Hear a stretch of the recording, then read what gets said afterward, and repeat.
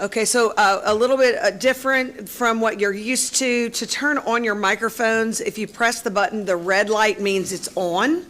If there's no light, that means...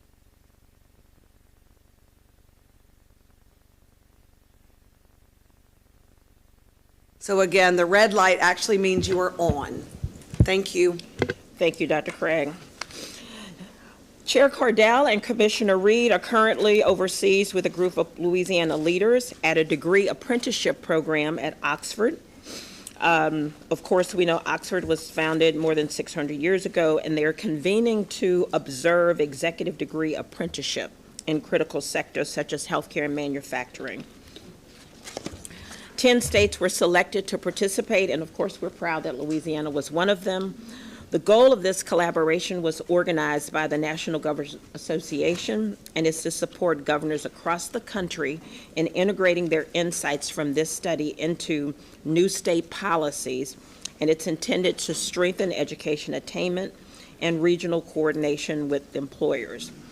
We look forward to hearing a lot from them. I had a chance to talk to Commissioner Reed on yesterday, and she was having a great time in Oxford. And it was 60 degrees. So I could feel the cool breeze. We will start this morning's committee meetings with the Audit Committee. Members, please be reminded that we're being live streamed, so again, please turn on your microphone and speak directly into the microphone. Regents William Brown, please call your committee to order. I'd like to call this. I'd like to call the Audit Committee to order. Ms. Bentley Smith, will you call the roll? Yes, ma'am. Regent Williams Brown. Here. Regent Creed. Here. Regent David. Here. Regent Finley. Regent Hickson. Here. Regent Shamea. Here. We have a quorum. Thank you. Next up is item 3, the internal audit presentation. We will be voting separately for the internal audit charter renewal, which we will hear about first, and the internal audit plan for fiscal year 2025 through 26, which we will hear about last. Ms. Bentley Smith, please proceed. Thank you, Regent Williams Brown. I am happy to turn it over to Laura Swallow, who is our lead internal auditor with Eisner Amper. Good morning. Thank you for the opportunity to provide an update of our internal audit status for this year. We've got 2 primary items on our agenda. We'll go through some administrative items related to the internal audit standards, and then, as mentioned, we'll present the fiscal year 2026 risk assessment and proposed internal audit plan for approval. We'll start with some of the administrative requirements for meeting the IIA standards. The first item that we'll cover is the internal audit charter. And so you may be asking, why do we care about the charter? Well, the revised statute that requires the establishment of an internal audit function for the Board of Regents also requires that internal audit function adhere to the IIA standards. And so one of the standards requires an internal audit charter, which is a formal document that defines internal audit's purpose, authority, responsibility, and position within the organization. The Regents' internal audit charter requires annual review and approval, which was last completed in September of 2024. We have reviewed the charter, and at this time, we do not recommend any updates to the current internal audit charter. Thank you. Members, you have heard the recommendations. Is there a motion to approve the internal audit charter renewal? Madam Chair, motion to approve. Second. Okay.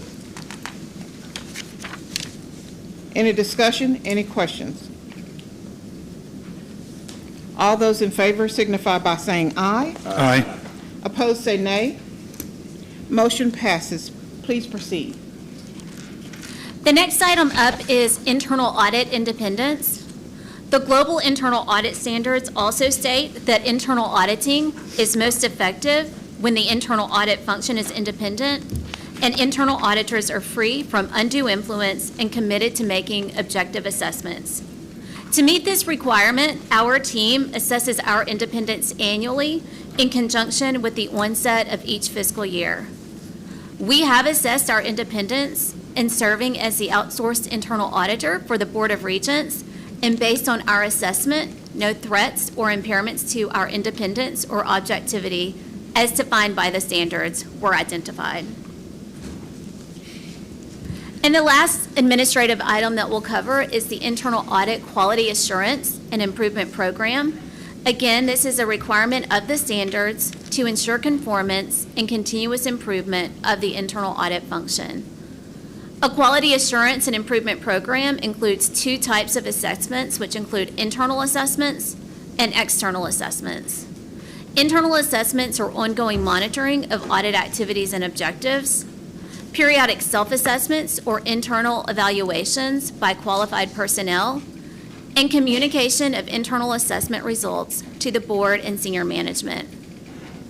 External assessments are independent evaluations conducted at least every 5 years by a qualified external party to assess conformance with the standards.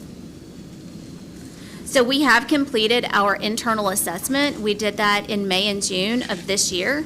And based on the self-assessment that we completed, we did develop a supplemental internal audit policy manual and an internal audit strategic plan to further guide our work for the Board of Regents. And this was in an effort to comply with some of the updates to the internal audit standards, which were effective in January of this year. No substantial changes to our processes, documentation, or how we communicate with senior management and the board occurred as part of this, but it was more internal documentation type changes to solidify what we were already doing. And then the external assessment, again, required once every 5 years. This was last completed in June of 2022, so 2 years from now we'll be looking at this again. If there are no questions on some of these administrative items, we'll move on to the risk assessment and internal audit plan. Thank you. Members, you've heard the recommendation. Is there a motion to approve the internal audit plan? Regent Williams-Brown, I think you're skipping ahead. Yeah. Oh, okay, I'm sorry. I guess I just woke up. All good. So the internal audit risk assessment, our contract requires us to facilitate a risk assessment to develop a risk-focused internal audit plan, ultimately to make sure that the time that we spend is aligned with some of the highest risk areas to the Board of Regents. So to perform our risk assessment this year, we interviewed a number of key leadership personnel. We reviewed our audit universe, which is really an inventory of all of the auditable areas, to make sure that we understood and had coverage over all of those areas in the interview process. And using the results of those interviews and the other input, we developed the proposed internal audit plan, which we'll present on the next slide. So what we suggest doing this year with audit committee approval is to start our audit procedures with an audit of contract management, which was really kind of the highest risk area that bubbled up through the risk assessment. And then once that audit is completed, we would reassess kind of where we are, any emerging risk, and present to the audit committee at that time any subsequent audits for approval. And may I just add, in discussing with Eisner-Amper our different risk assessment review and different ideas as it relates to our potential auditable activities, we are very mindful of the executive orders that our governor has put forth and being mindful of efficiencies within state government, and so this goes hand in hand with what he has put forward as well. So I know many may not say they're excited about being audited, but I am always excited about being audited with Eisner-Amper as our partners. They have provided some tremendous information and support, and we feel that as an agency we only get better every time we go through an internal audit with their assistance. So.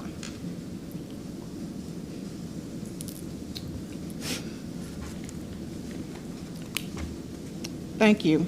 Members, you've heard the recommendation. Is there a motion to approve the audit plan for fiscal year 25-26? So moved. Second. Second by Hickson. Any discussion? Any questions? All those in favor signify by saying aye. Aye. Opposed, say nay. Motion passes. Next up is item 4, the Board of Regents formula, admissions and scholarship audit. Ms. Bentley Smith will walk us through this item. Please proceed. Thank you, Regent Williams-Brown. So not only do we do an internal audit function as prescribed by statute with our partners, Eisner-Amper, we also complete audits with our Board of Regents team, who are sitting to my left here. Patrick Roque is our Assistant Commissioner for Audit and Compliance, and Amanda Kane is our Associate Commissioner for Finance and Compliance. These are two individuals who are also always very excited to have audits and go through that.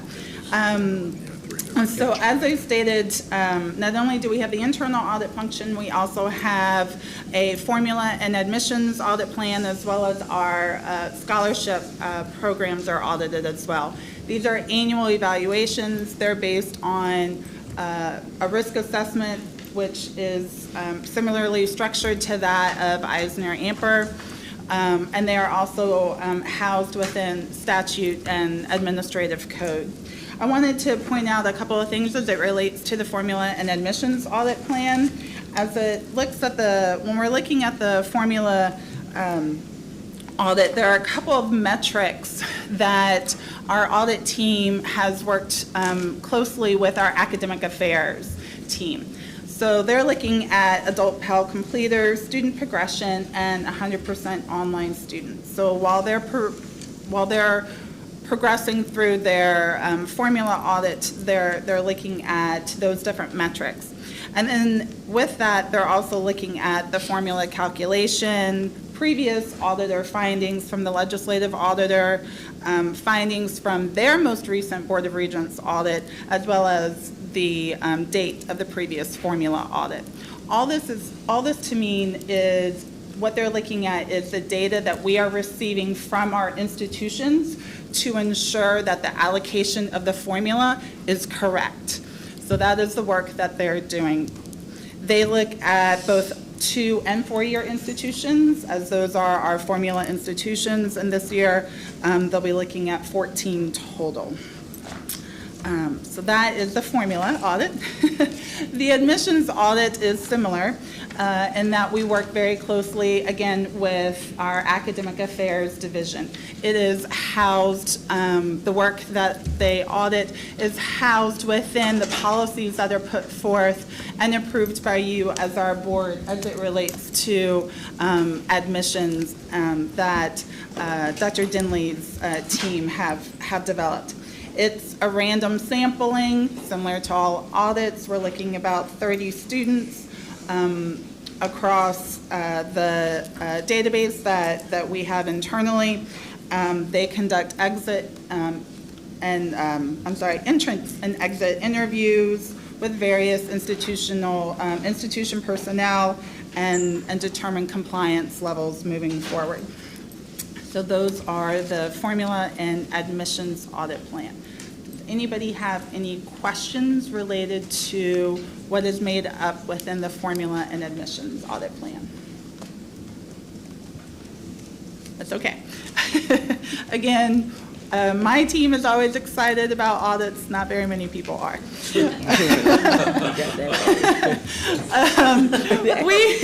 We have also been auditing the state scholarship programs since their iteration. So since 1998, we have been completing annual evaluations and risk-based assessments as well with the scholarship programs.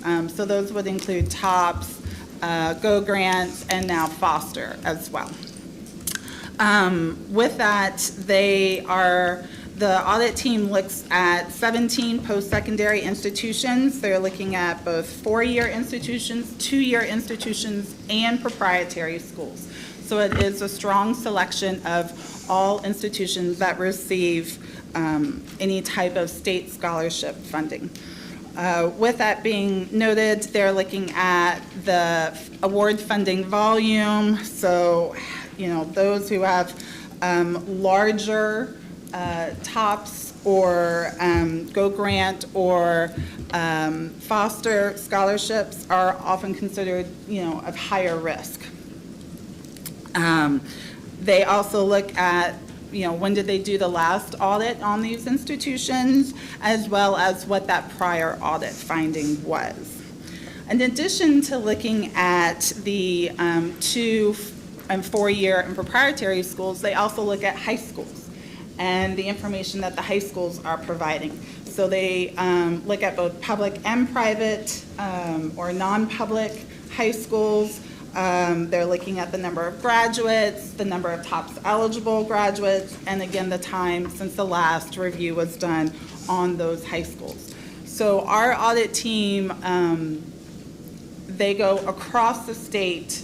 They are on the grounds of the institutions, working with the high schools, working with all of our 2-, 4-year and proprietary schools to go through all of these audits. So if you ever need a suggestion as to where to eat in a small town in Louisiana, please feel free to reach out to them as well. With that being said, are there any questions or comments?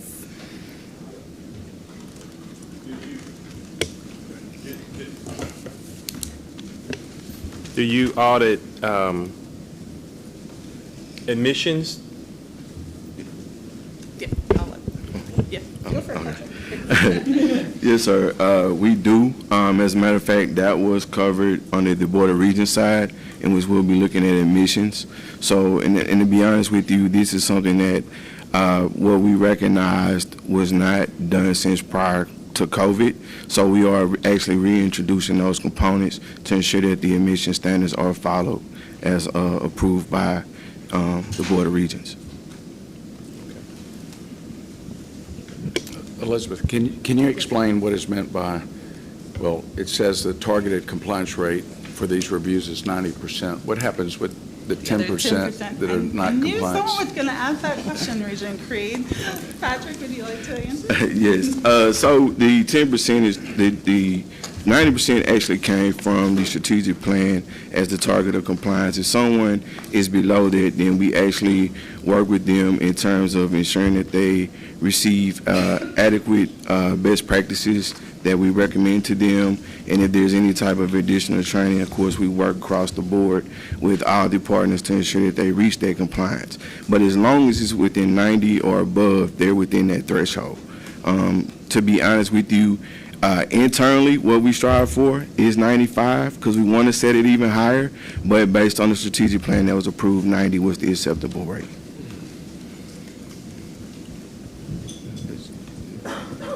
Any other questions? Great. All right. Seeing none, the Audit Committee Chair recommends approval of the Board of Regents formula admissions and loss of scholarship programs audit plans for fiscal year 25 and 26. Thank you. You've heard the recommendation. Is there a motion to approve the Board of Regents formula admissions and LASTO program audit plans for fiscal year 2026? So moved. Motion by David, second. Regent Creed. Any discussion, any questions? All those in favor signify by saying aye. Aye.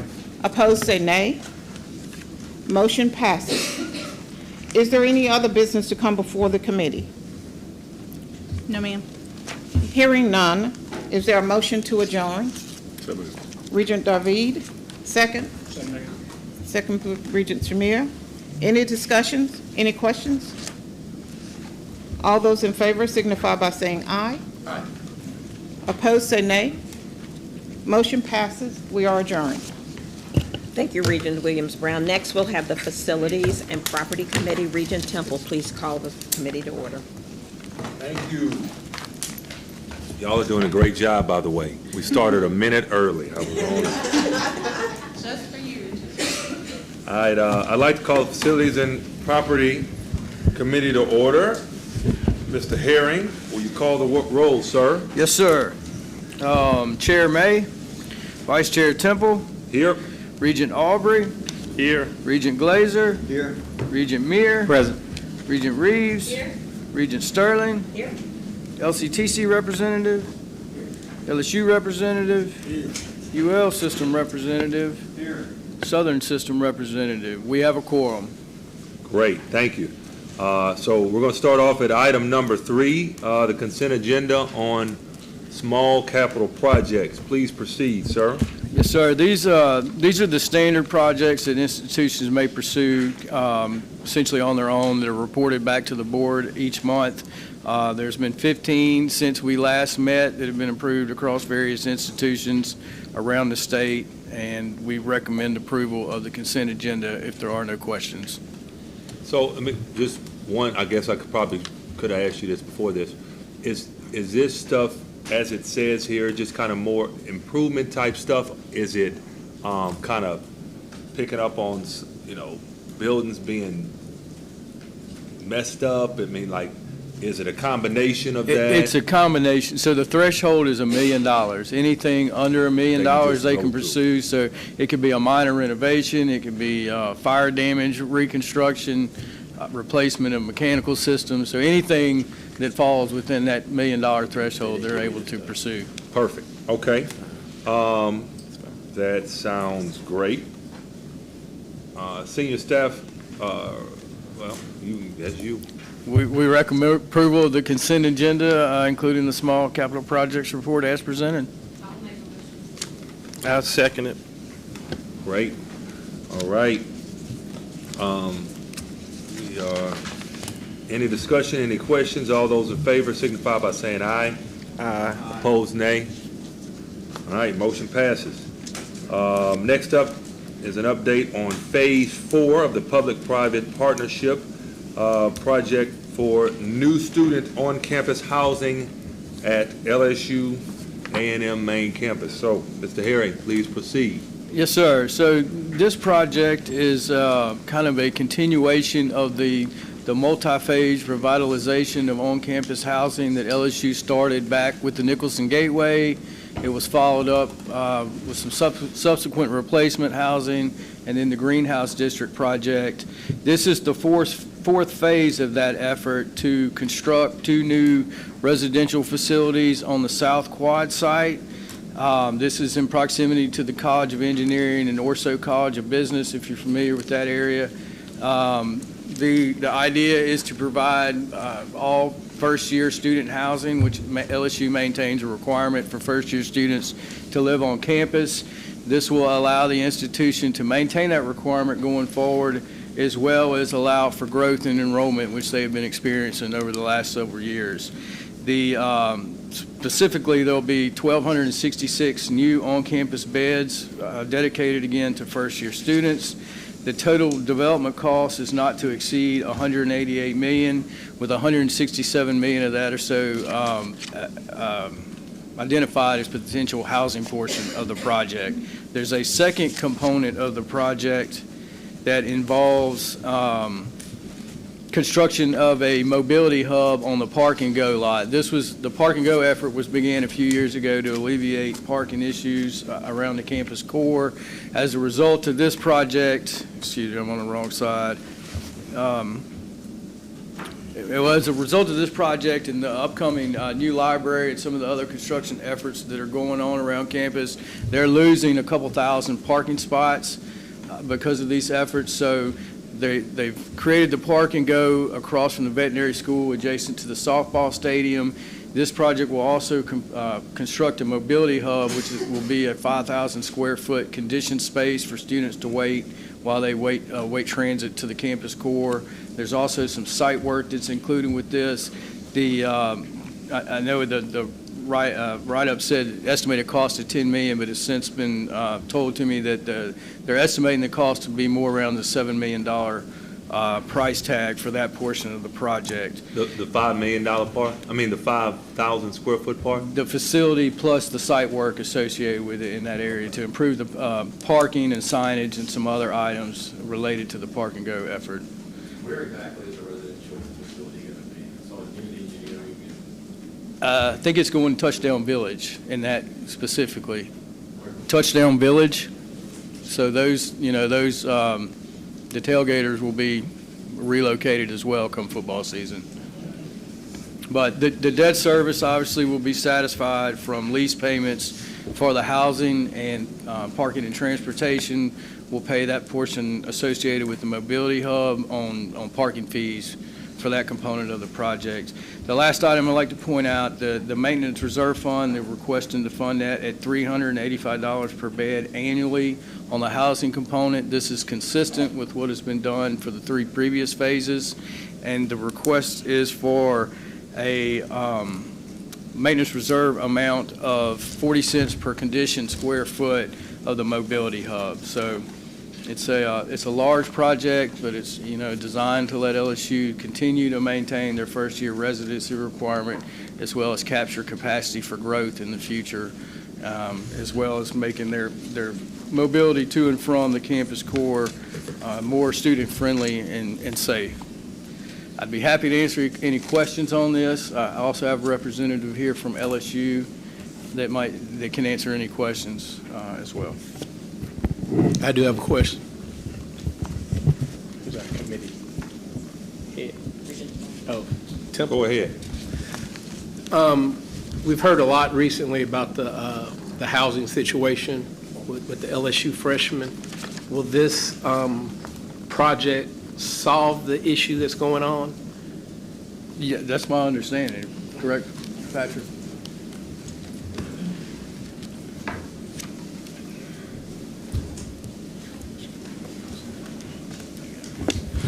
Yes, sir. That's certainly the goal, is that this will solve our problem once these new 1,200 beds of capacity come online in 2 years. We will still continue to have a shortage of purpose-built first-year on-campus housing for the next couple of years while these are built, but we expect that after that, this will put a significant dent in the issue that we've been facing. Okay. And another question I would ask, take the opportunity, is there a plan on, that Tigerland District has gotten of purchasing or getting a hold of that situation out there, those apartments, or is this that area we're talking about? Or is that a different area? And is there a plan past the arena, the new arena, past to Tigerland to clean up that area and make it for LSU control and helping with the housing situation out there? Well, this is a different area, right? This is just off of Highland Road, at the corner of Highland Road and South Quad Drive. As was mentioned, it's what on football game day is called Touchdown Village, where a lot of the RVs park. Okay. Is that by walk-ons? Sir? Is that by walk-ons? No, sir. It's more to the east of Walk-Ons, closer to Highland. Walk-Ons is at Burbank and Nicholson, essentially, and this is on Highland Road, which is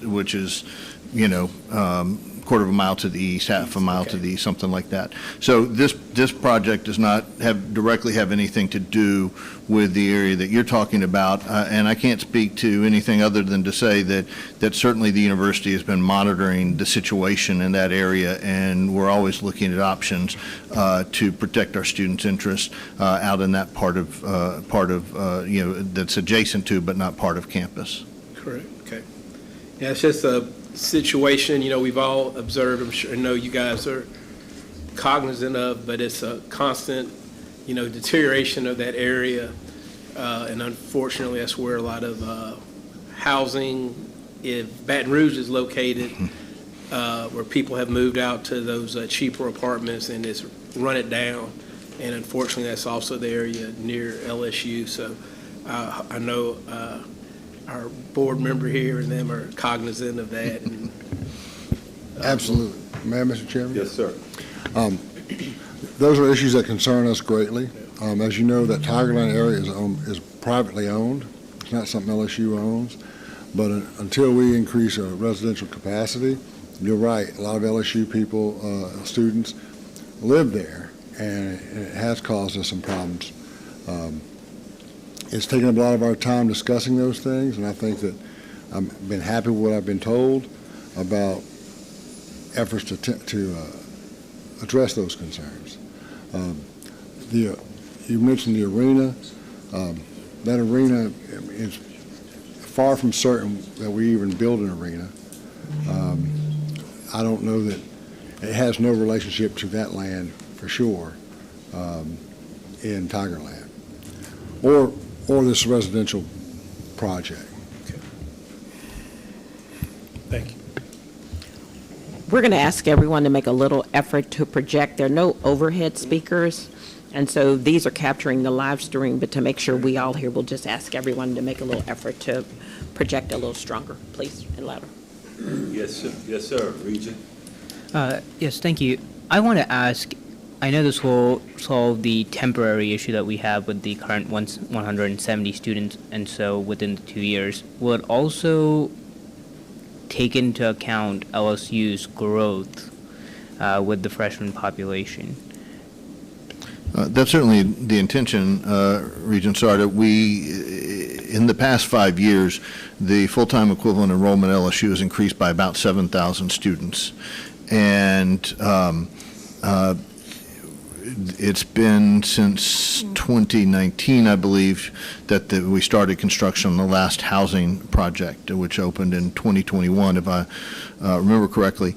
And so we were kind of overdue for building these. We certainly, we will be transitioning seamlessly as soon as this project starts and breaks ground in October with financial close. We will be transitioning to preparing and studying, evaluating the need for the next phase, which because we have some older housing stock on campus that is no longer as desirable for students as we'd like it to be, as the students would like it to be, although some of them are surprisingly popular, even though, they were feeling run down when I was a student 30 years ago. And so we will be evaluating that immediately after this. I mean, we're really thinking about it already, always. So as in terms of future enrollment trends, I can't speak to what the long-term objectives are of the university for enrollment growth, and we will monitor that as we see how that turns out and how the university, the direction the university moves in the future. We are constantly evaluating our housing needs. I mean, literally every week of the year, I have a conversation with our head of housing about planning for our future needs. Yes, thank you. I just had one question. What is your on-campus housing capacity? Mr. Trinikos is our head of residential life. Good morning. Pete Trinikos, residential life at LSU. We have about 8,800 beds right now. This year we have contracted for about 100 master lease beds that we're utilizing. And of that population, 6,800 first-year students are with us. 6,800 is the total residential population. The campus population, we capture about 83% of the students that live on campus. So, I don't want to speak for enrollment folks, but we're certainly heading towards a record number. It seems like, based on what I can see residentially, but our enrollment partners will be able to confirm that when final census comes out. So to be clear, 8,800 total? Between upper class and first year. And then you prioritize first year? Yes. Do you have to push some of the other ones out? Unfortunately, by the way in which the funnel goes, a lot of students are, unfortunately, unable to be housed.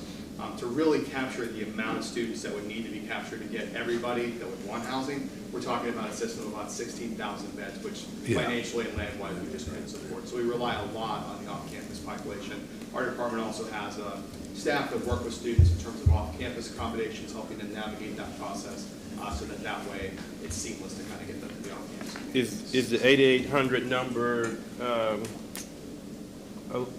competitive among peer institutions? Absolutely. So within the SEC, I'd say, one, just another note is that LSU just about 9 years ago was around 5,000 beds. So with the completion of this, with about a 13-year time span, we'll have doubled the on-campus beds that we constructed at LSU. So with our peers, probably the smallest out there is Mississippi State. The largest, I would say, is in Texas schools. Every Texas school seems like they're 10,000 beds plus. They can say everything's bigger in Texas. So that'll follow us here as well. But in terms of where we are, I'd say we're trying towards the top third in terms of our total bed capacity. So it'll get you to about 10? It'll get us to 10,000, which will probably put us a little bit ahead of that. Okay. Thank you. Great insight. Mr. Temple? Great insight, yes, sir. Can I just add Regent Pryor. to Mr. Starnes? I was just thinking that area of Tigerland, and I drove through there about a month ago. I'll just say publicly, it's in blight situation, those apartments out there.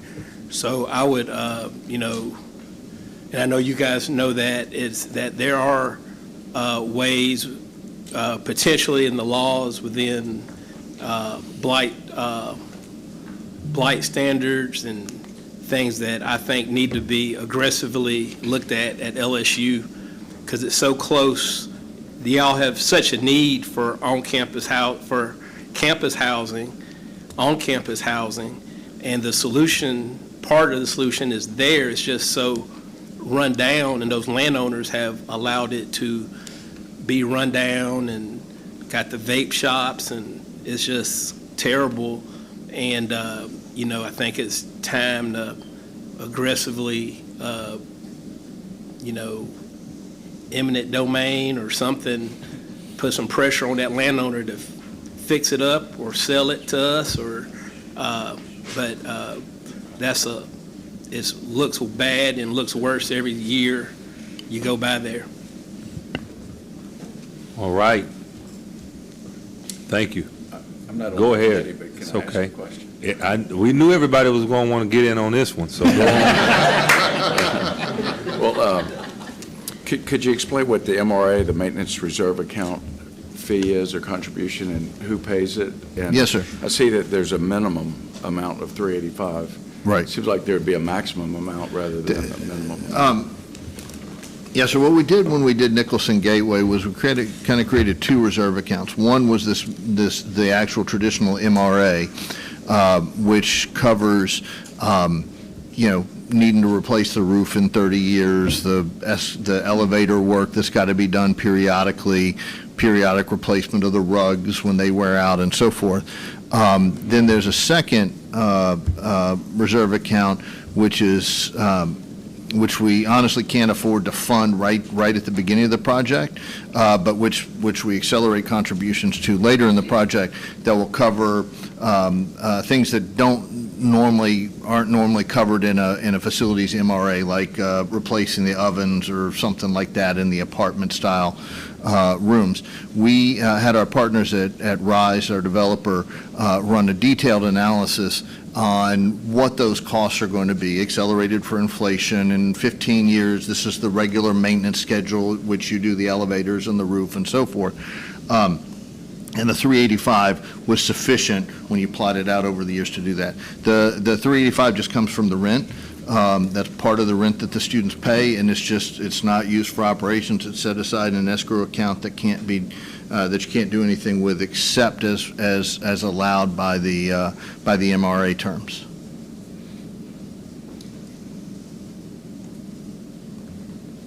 Mr. Chairman, can I have one quick comment? Yes, sir. So based on what you talked about a moment ago, it would be interesting if LSU could go, because of the proximity of those apartments and the massive cost of new construction, if the bones are good, it would be interesting to see, would that be a possibility for LSU, were they to acquire some of those apartments and renovate them versus, of course, you have a problem with property. If you want to build another facility, where are you going to put it? That's always a challenge. And so if you have a facility that was already there, and like I said, the bones happened to be good, but it needed, a significant renovation, it would be interesting to run those numbers and see. Obviously, those people may not be willing to sell. But as you spoke about, potential laws. Everything's for sale. What's that? Almost everything's for sale. Yeah. And so, and especially when if you were to look at, because I've seen what you're talking about, invites an atmosphere that we don't want for LSU students that are in close proximity. So you have something that's in very close proximity. You have an existing facility that's not going to take up any more dirt that we definitely need for parking spaces. And so would that be for sale at some figure with the renovation? It may be interesting just to run the numbers. So anyway, thank you for that. That's a good comment, though. Representative Starnes, is the conversation that is being had, is that something that, and I would assume it is, whether it's something that's you all have talked about as a board or talked about offline? I mean, is it something that is being talked about at all, in your estimation? What I was talking about earlier, excited about some of the things I've heard. I know that, not at the board level, but I've heard some people mention that as an option that they'd like to explore. I don't know how far that's gone. I don't know if people are interested in owning it or interested in owning it. So I don't know any of those things. Gotcha. But that was one of the options they discussed, was yes.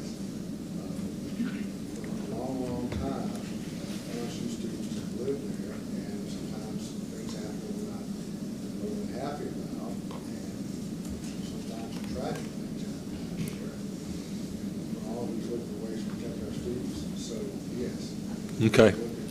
Explore all our options. Appreciate that. And Mr. Temple, I can add that we certainly have had explorations and discussions as to the feasibility of that. And you know, our current need is for first-year housing, which would need to be right on campus.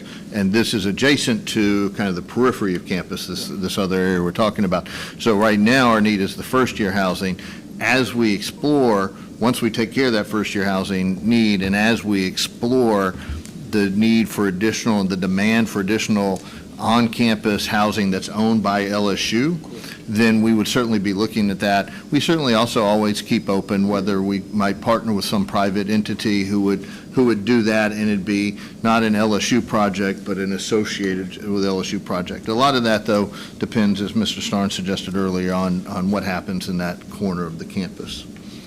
Thank you. Thank you. So, members, you all have heard let me let him make the recommendation. Yes, sir. Senior staff recommends approval of the public-private partnership project submitted by the LSU Board of Supervisors on behalf of Louisiana State University and A&M College for the purpose of constructing the South Quad project, Phase 4 of the housing program, including the mobility hub. You've heard the recommendation. Is there a motion to approve the? Thank you, Regent Glazer. Second? All right, Regent Reeves. Any discussion, any questions? All those in favor signify by saying aye. Aye. Opposed, nay. Motion passes. Thank you very much. Yes, sir.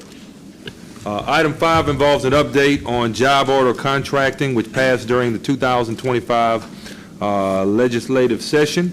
The Board of Regents is responsible for establishing standards and procedures for JOC, and we saw a draft version of this manual in June. It has since been updated to include the appendices, and Chris has coordinated the full development of this document with state facility planning and with the systems. So, Chris, can you give us a presentation? Sure. So again, like was mentioned, this was presented in June. That kind of laid out the structure of a job order contracting program. As Regents, we were required legislatively to develop the protocols and frameworks for an institution interested in pursuing this project delivery method. We crafted this manual as a result of that legislation.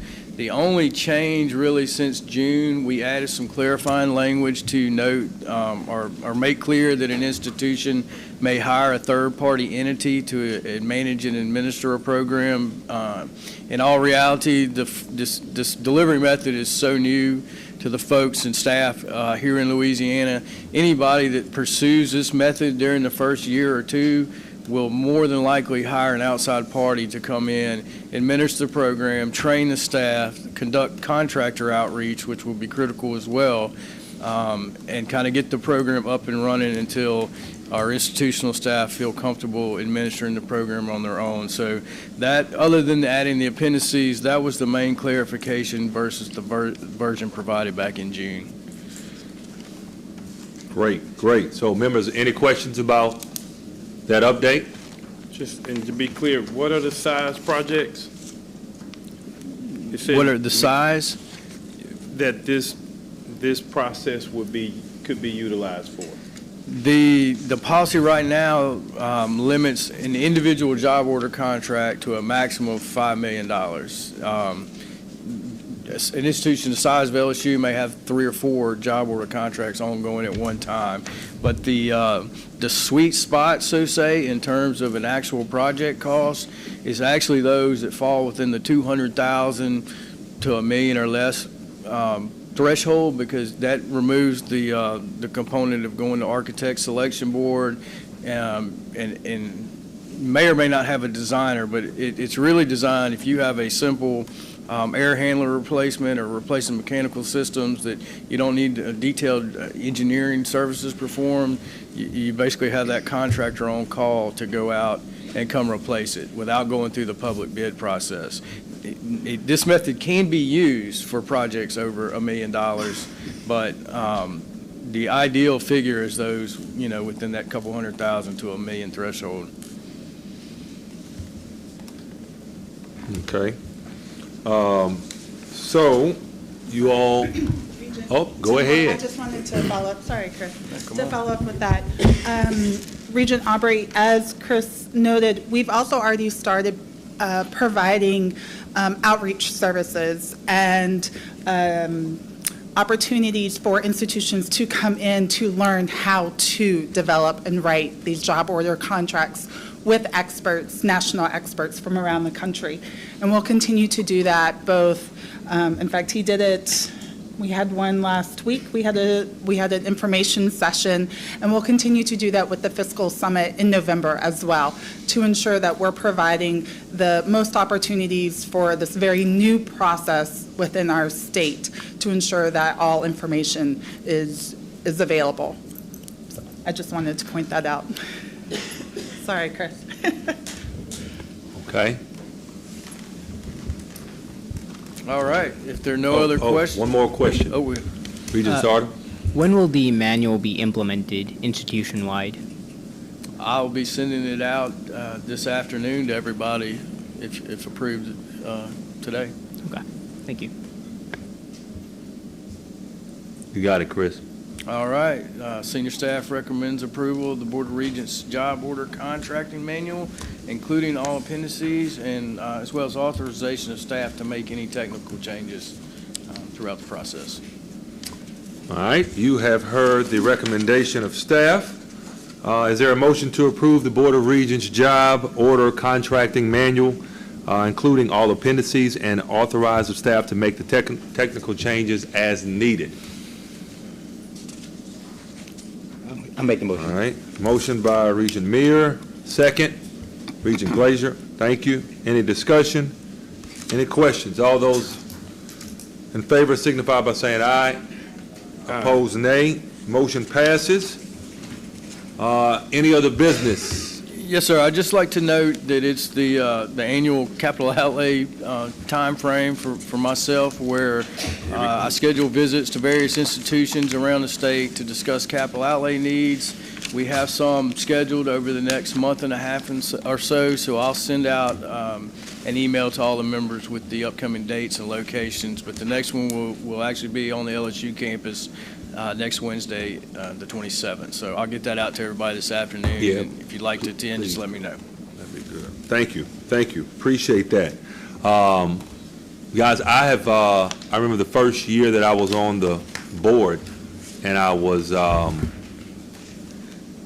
first or second year, so chairman of the facilities committee, and I traveled to several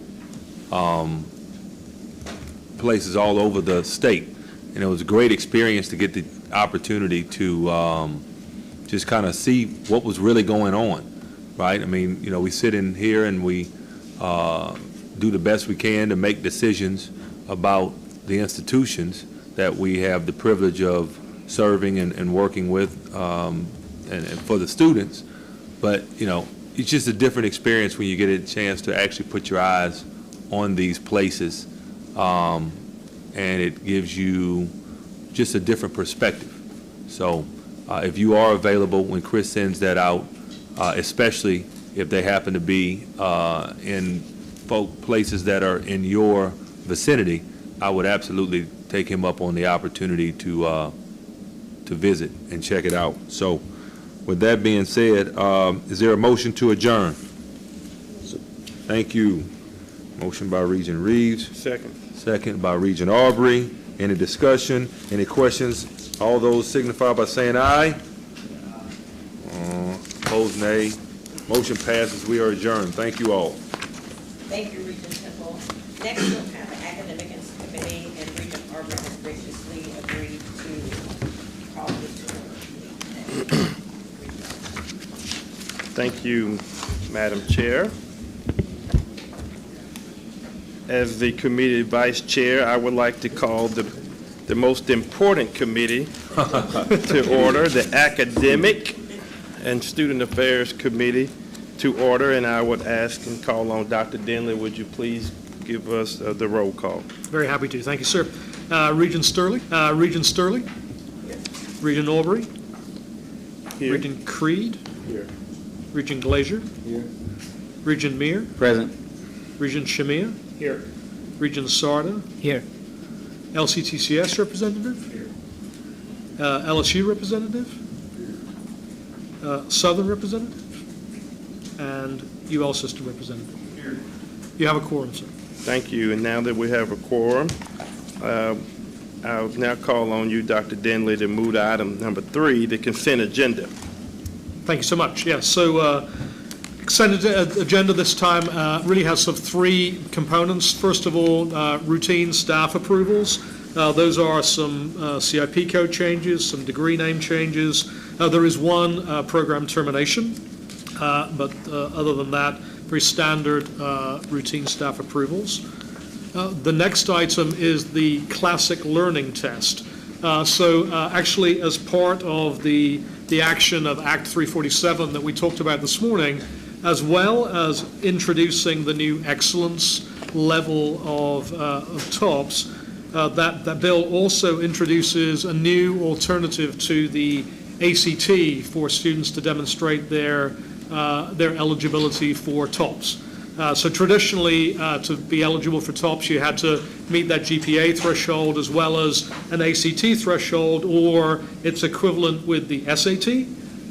This bill adds a new option, this classic learning test. The classic learning test has been around for 8 or so years across the country. It's been recently adopted in the state of Florida as an alternative when it comes to high school graduation.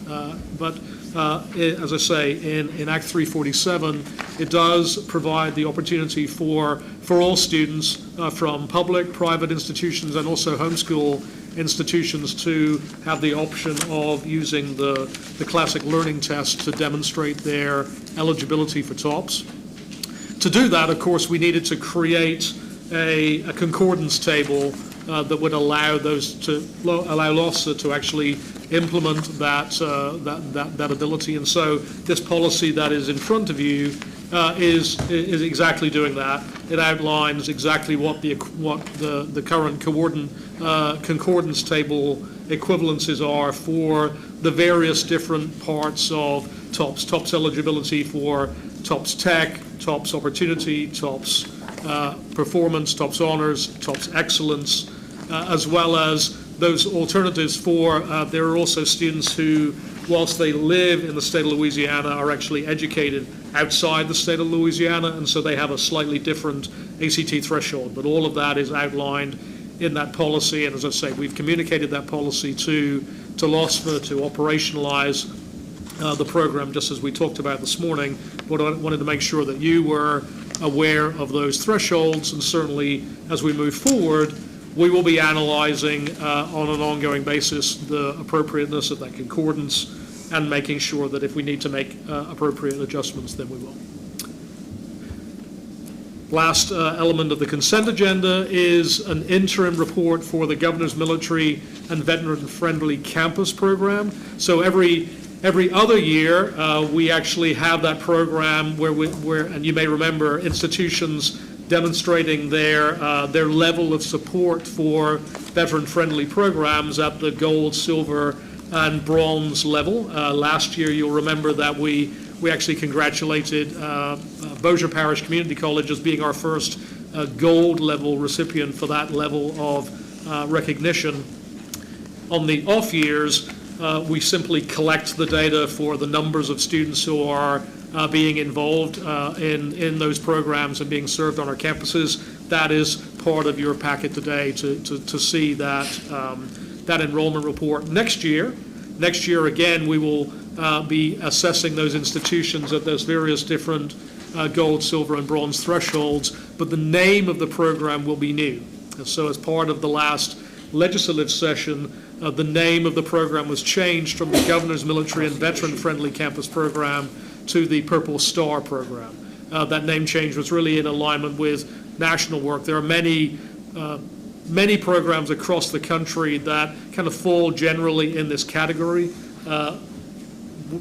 Louisiana was sort of an early mover in this space, and so when it was originally named in our state, of course, it was named for our governor, but in the interim, the name Purple Star has become much more prevalent, and so we recently realigned the naming of that program to align with that national picture. So with that, senior staff recommends the approval of the items on the consent agenda. Committee members, you've heard the recommendation. Are there any questions or comments regarding the items? I would like to predict that Bossier Community College will come back as gold again next year. I think it's very likely that they will. I am happy to say that. Hopefully we'll have some others. I think they will. There were a number of institutions that were silver, but silver with a very significant gold tinge. So I think they very much want to be gold next year, and I think they will be. That's great. That is I do want to make it clear, every institution, every public institution in the state is a Governor Military Veteran-Friendly campus at one of the tiers or other, which is just terrific. And as well as that, we do have a couple of private schools that are also part of that program. But yeah, looking forward to the gentle co-opetition that will be part of the jostling for those different levels. Absolutely. Seeing and hearing no other comments or questions? I was going to ask Dr. Dunley one thing. The data you provide about participants in the various categories, yes. It's a little curious that more people participated in priority class scheduling than they did on the fee waiver. It seems like people would want the fee waiver, as much. Is that because maybe scholarships took care of the fees? Yeah, so of course, veteran students are supported by federal benefits as part of their package. They all have a tuition assistance package, which covers a lot of their expenses. And so that varies a little bit depending on whether they are themselves veterans or military veteran family members. But that's right, there certainly are benefits, and they are, of course, very well deserved. And we very much want to thank those people for their service, and that benefits package is part of the way in which we say thank you. So yeah. All right. Okay. Any others? If not, is there a motion to approve the items on the consent agenda? So moved. Second. Motion by Regent Creed, seconded by Regent Glazer. Are there any discussion or question? If not, all in favor say aye. Aye. Any opposed? The motion passes. Item 4, academic programs. And I know it was on the consent agenda, but kudos to ULM. I love to hear when institutions are reviewing their needs based on enrollment, and they have now been approved to terminate the chemistry degree program, and that's part of the process. So Dr. Denley will move forward with this. Thank you so much. Yes, so today, 4 new degree programs for your consideration. So the first is the AAS in Technical Studies at Bossier Parish Community College. For those who have been on the board for a little while, you will remember that We are gradually working our way through all of the community colleges adding this AAS in technical studies. I think there are 2 or 3 left that are actually part of the plans for next year. These AAS degrees in technical studies really create a pathway for students who have completed a technical diploma to go on and take some more coursework to round that technical diploma out to complete an associate degree. As you might imagine, that pathway then opens the door to those students carrying on with their education, taking that associate's degree on into a bachelor's degree and perhaps further afield. And so these programs are really a terrific way for us to be able to create that kind of stackable credential approach. They are very, very cost effective, and because of the extra coursework that the students have to take are in the general education. And so the community colleges are already offering those courses. There's no real additional staffing to be added. Of course, there is some additional enrollment that is involved. So this AAS will allow a pathway there at Bossier for students in air conditioning and refrigeration, electrical technology, industrial manufacturing, welding, and other kinds of technical fields like that. It's really a terrific idea. The second program today is at Solar CC to add a new AAS in helicopter aviation. And so this is a program that is specifically targeted at training people to be helicopter pilots. It has embedded within the degree itself an FAA certification that allows someone to be a licensed and approved pilot to fly helicopters. And I'm sure you're very well aware that this is an occupational sector where there is a significant graying that is happening. Pilots all over the country, there are many shortages as people are licensed pilots, but they retire out. And as they retire out, of course, then we need many more people to be able to replace them. A significant area need in all kinds of ways in which we're using helicopter aviation, both from a healthcare perspective, but also a lot in the energy sector, flying people back and forth from rigs and other kinds of things like that. So there's very significant need in the area. Solar CC has also built partnerships with the local military base. As you might imagine, there are people who are perhaps as part of their service had some experience in aviation, and so they expect that will be a significant future involvement. The way in which they've constructed this program is also something I want to make sure that you're aware of. Typically speaking, when institutions try to create an aviation program, there is just an enormous physical undertaking. As you might imagine, you can't train people to be a pilot if you don't have the stuff they're going to fly and places to keep it and ways to maintain it and all of that. And so typically speaking, the institution then has to undertake a very significant obligation of then creating a fleet of, in this case, helicopters with people to maintain them, house them, feed them, water them, all of the different things. Instead of that, I think in quite an innovative way, the Solar CC has entered into a partnership with a local partner, Aviation Academy of Louisiana, that's based there in New Iberia. And so that partnership then allows them to be able to offer this kind of a program, but without themselves having to take on the ongoing obligation for all of that maintenance and continuation of the fleet. So really great program, and I think very, very nice way for them to be able to serve the needs of that local community. The third program today is a bachelor's degree in public health at Grambling State University. So the way in which Grambling has created this new bachelor's degree in public health, it sits within the School of Nursing there at Grambling, and it creates, if you will, a sort of a multi-pronged pathway for people who are interested in being in healthcare. That there are, I think, as we well know, many students who want to be in healthcare, perhaps think that they might go into nursing, and then along the way realize that actually there is some other healthcare pathway which is perhaps more appropriate or more appealing to them. We all know that getting into a nursing program is incredibly selective. Grambling's program is no different from that, but there are many students who very much want to be in healthcare and the nursing program is not their final destination. So this new bachelor's degree in public health, the way that they've created it, is a seamless pathway that allows people to begin in healthcare in general, and then as things unfold, become clear whether that ends up being in the nursing space or some other part of healthcare, or, as I say, in this new degree in public health. I'm sure I don't need to persuade you that we need many more people with the expertise in public health across the state, and this will be the first bachelor's degree in public health at one of our HBCUs here in Louisiana. And then the last degree that I have today is a bachelor's degree in engineering technology at Nicholls State. Again, this is a degree which is speaking directly to an industry need in that area. I know I don't need to persuade you that there is very significant need for people in the engineering technology sector in and around the Houma area. And so Nicholls State has crafted this program specifically to meet those needs of a whole variety of different regional industry partners.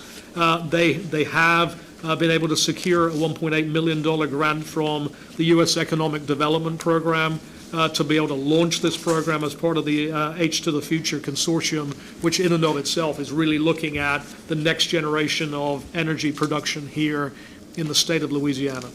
So with that, senior staff recommends the approval of these 4 academic programs as presented. Of course, I'd be happy to answer any questions that I need to. Yes, sir.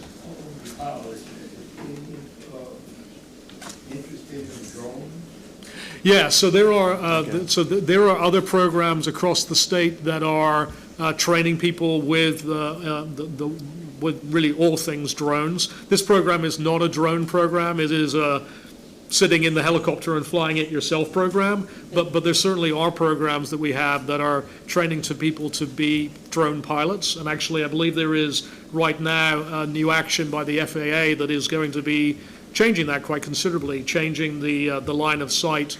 The way in which line of sight rulings happen currently. So that certainly will be incorporated in those programs as time goes on. Yeah. That's right. Yeah. And telecommunications. And telecommunications. Yes. We do assessment of macro towers. We send a drone up to do the first look. But yeah, Regent Mayor, here. I have a quick question about the due enrollment portion of the helicopter aviation. Yeah. Do you know the strategy? Are they targeting certain schools will they be targeting certain schools? We do actually have the provost of Solar CC, and I'm going to phone a friend to get the answer to that. Actually, Regent, we are, as part of our affiliation with Aviation Academy of Louisiana, they are interested in looking at opportunities. We have, obviously, as a community college, we have fairly extensive inroads with all of the secondary institutions in our region. They were careful to note that we could take high schoolers into this program. You can get a helicopter pilot's license at 16. Wow. So we indicated that as one of the things we are interested in pursuing. That's impressive. The secondary institutions and those students. Thank you. Thank you. Thank you, sir. Regent Sark. So I guess following up with the helicopters one. A little louder. Okay. Following up with the helicopters one, will they be helicopter trained for visibility, or will it be they can go with no visibility instruments only? By the completion of the final semester, it'll be IFR, VFR. They will Okay. go on through the complete. They will have actually 5 FAA credentials. Okay. Thank you. Thanks. It's a great question. Okay. Any other questions? I move for approval of the consent agenda. And we'll get a second? Second. Okay. Motion by Regent Mears, second by Regent Creed, and we'll open the floor. We would be remiss to request, and definitely when the nursing, with our chair today, we would be remiss if we didn't hear from Provost Walton or Associate Dean for Nursing, Meg Brown, just to give us an update on this program. They've come all the way up from Grambling. I love the first technical study is a 4-star rating by the Workforce Commission. The other 3 are 5-star. I like when we add programs that are going to train people for work. Yes. And we really need to do a careful review as the most important committee, academic, student affairs. We've got to look for opportunities to make sure that we are truly aligning to prepare students for jobs and for work. So Regent Sterling said we need to make sure we hear from the one who's led the resurrection of that nursing program back at Grambling. It was in trouble, but she's done a great job. She and her team. As long as we can hear you. Okay, if you can't hear me, let me know.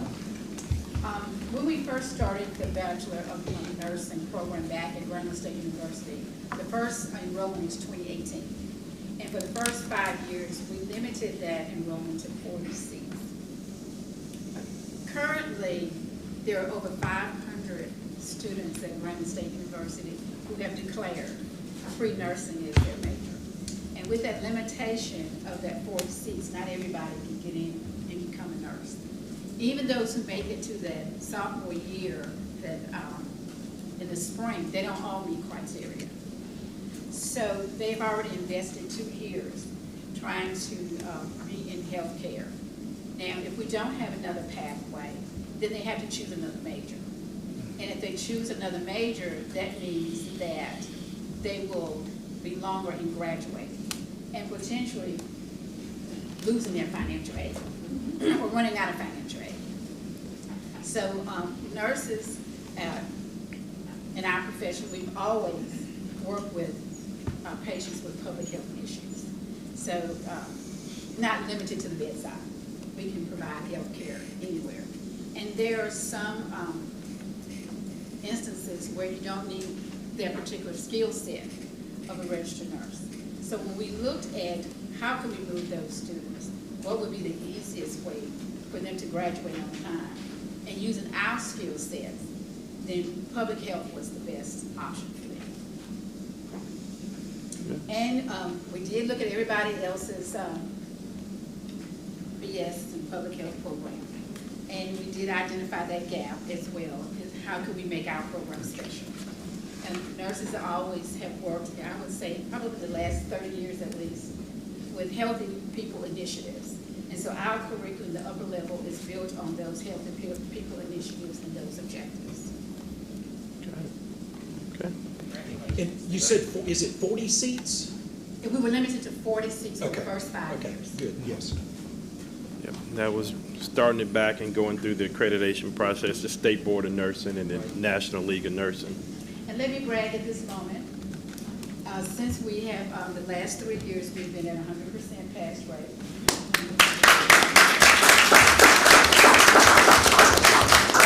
All of our graduates who have tested so far have passed on first attempt. We have one that will test on the 28th. So we are praying for that 100%. That's phenomenal. That's great. Absolutely. Thank you. So we may not be strong in quantity, but we're strong in quality. That's it. Thank And they were also named as the top nursing school in the country at Grambling. I don't want to steal Southern University School of Nursing, College of Nursing. I know they were distinguished as the top nursing school as well. So we will have 2. We have two. So they do that. All right, we have a motion and a second. Are there any other questions or comments? Senior staff recommended. All in favor of the motion, say aye. Aye. Any opposed? The motion carries. All right, and now, New Research Center. Yes, sir. Thank you. Before we move on, I do want to just take a moment to recognize folk from all of the programs who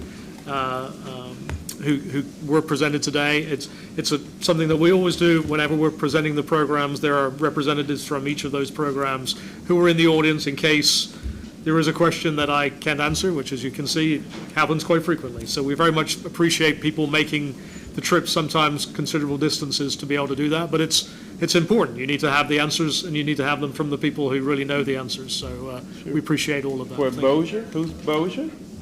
Bossier Community College? So actually, Bill Tulak from LCTCS was staffing that today, so thank you. Got it. And South Louisiana, we've heard Provost. And Nichols? Thank you. Congratulations. Mr. Chair, speaking of nursing programs, Brianna Golden and I toured a facility in Lafayette a number of months ago. We did not do well when it came to the mechanical doll.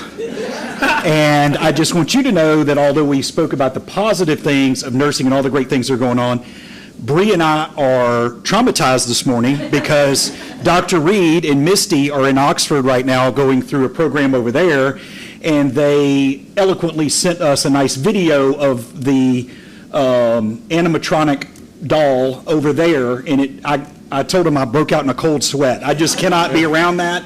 So those of you that are in healthcare, thank you so much for what you do. That you can tolerate the animatronical dummies, but you can also take care of patients as well. So well done, well done. Thank you. And So, sorry, yeah. No, just last item always today good to is... see Dr. Walton, the Sorry. provost. She didn't stand up, but she's done yeoman's work, helping a lot in transition, even served as acting president for a while, but thank you. I think we got them covered. Good deal. So our last item today is a new research center. So this is the Humanities Research Center at LSU State University A&M. So this is a way to bring together LSU faculty members who work in all of the different humanities disciplines. As you might imagine, this is an opportunity for them to be able to identify ways that they are able to work together to foster a scholarly culture of human-centered learning, and really identify ways in which they're able to amplify and support various different kinds of research projects in humanities in general. They've been able to identify some philanthropy gift aid to be able to allow them to have this center. And so we certainly recommend the approval of that new research center at LSU A&M. Okay. All right. Are there any questions, any committee members, any board? All right. Is there a motion to authorize the establishment of the Humanities Center at LSU? Sure, so moved. A second? Okay. Motion by Regent Creed, second by Regent Glasser. Okay. Any questions? Further discussion? All in favor say aye. Aye. Thank you so much, and just in the spirit of everybody knowing that everyone's here, do want to say thank you so much to Dr. Blanchard and his team from LSU, who are sure enough here today as well. So thank you. Thank you. All right, the motion passed, and is there any other business to come before the committee? There is not. Is there a motion to adjourn? Second. Motion by Creed, seconded by Regent Sarda. If no other discussion, all in favor say aye. Aye. The motion passes. We are adjourned. Thank you, Regent Aubrey, for sharing the various important activities. Regent Pryor, please call the committee to order of the statewide program. Are we on the live stream right now? Yes. Someone from the meeting texted me and said, I understand it's 5 slides.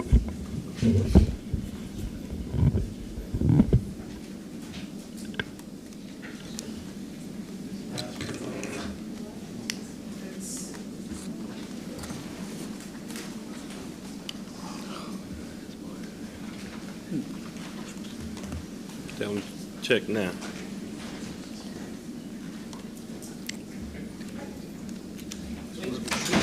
Whatever's on that, we should be streaming whatever's on that. Yeah. It is working. Vice Chair Sterling, next Next up is the statewide programs committee, and I'll call the committee to order.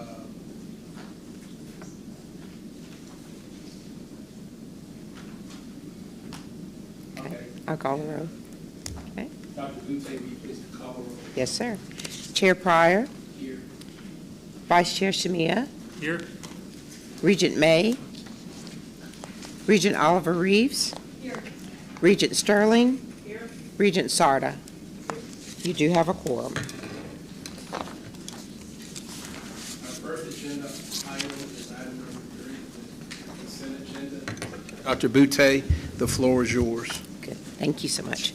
All of these agenda items, Regents, are to codify the acts of the legislature in the last session.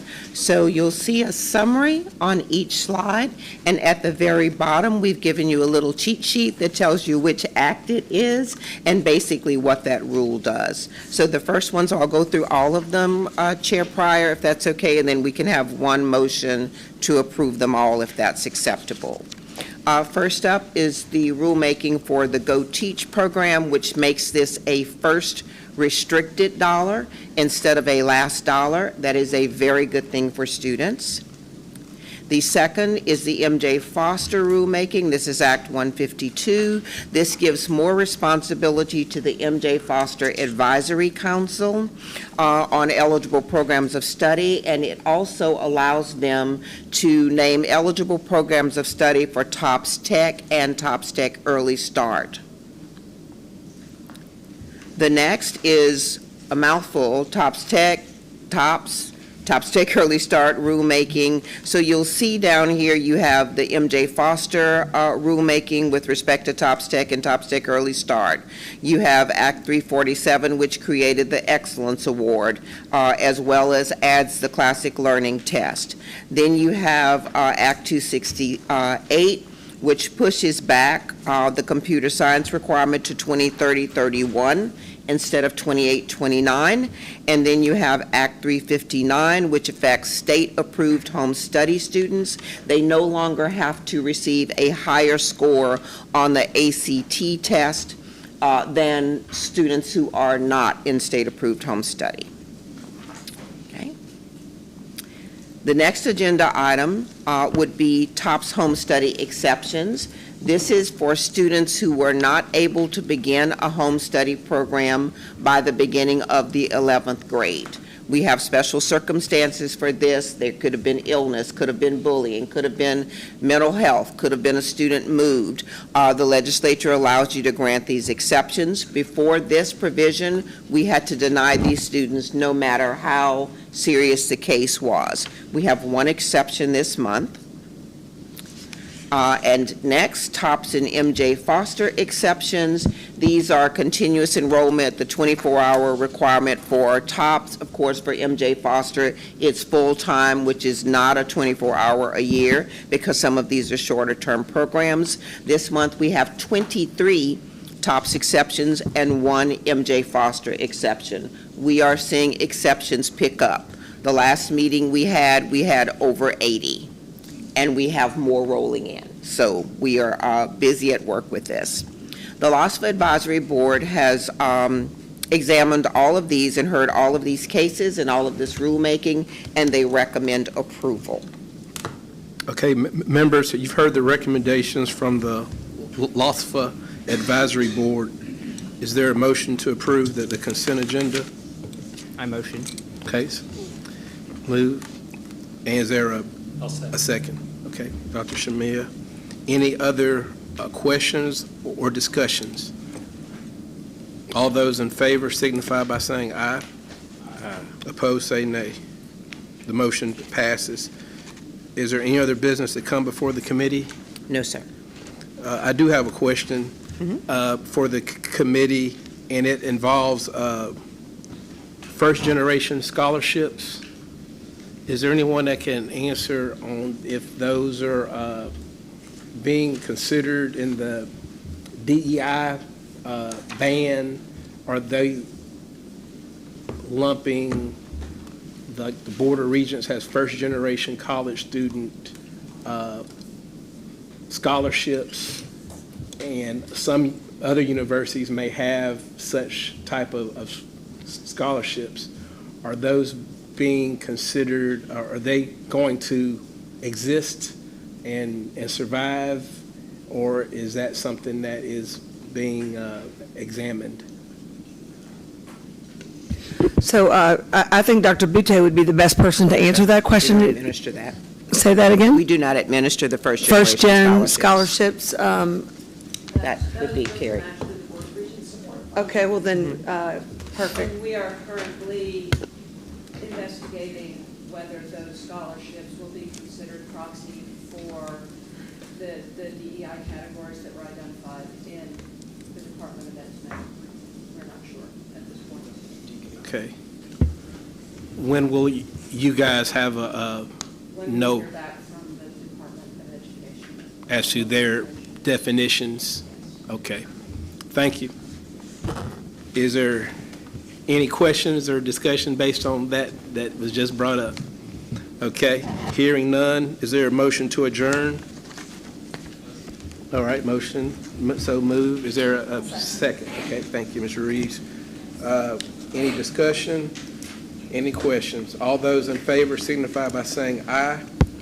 Aye. Opposed, say nay. Motion passes. We are adjourned. Thank you, Regent Pryor. Next up is our Planning, Research, and Performance Committee. Regent Meyer, please call the committee to order. I'd like to call the Planning, Research, and Performance Committee to order. Dr. Craig, please call the roll. Sure. Regent Meyer? Present. Regent Williams-Brown? Here. Regent David? Here. Regent Glazer? Here. Regent Hickson? Here. Regent Reeves? Regent Sarda? Here. You have a quorum. Thank you. We will now move to agenda item number 3, which is the consent agenda. Dr. Craig. I'll go click the, thanks. We have a very light agenda regarding licensure. I'll get a little help this morning.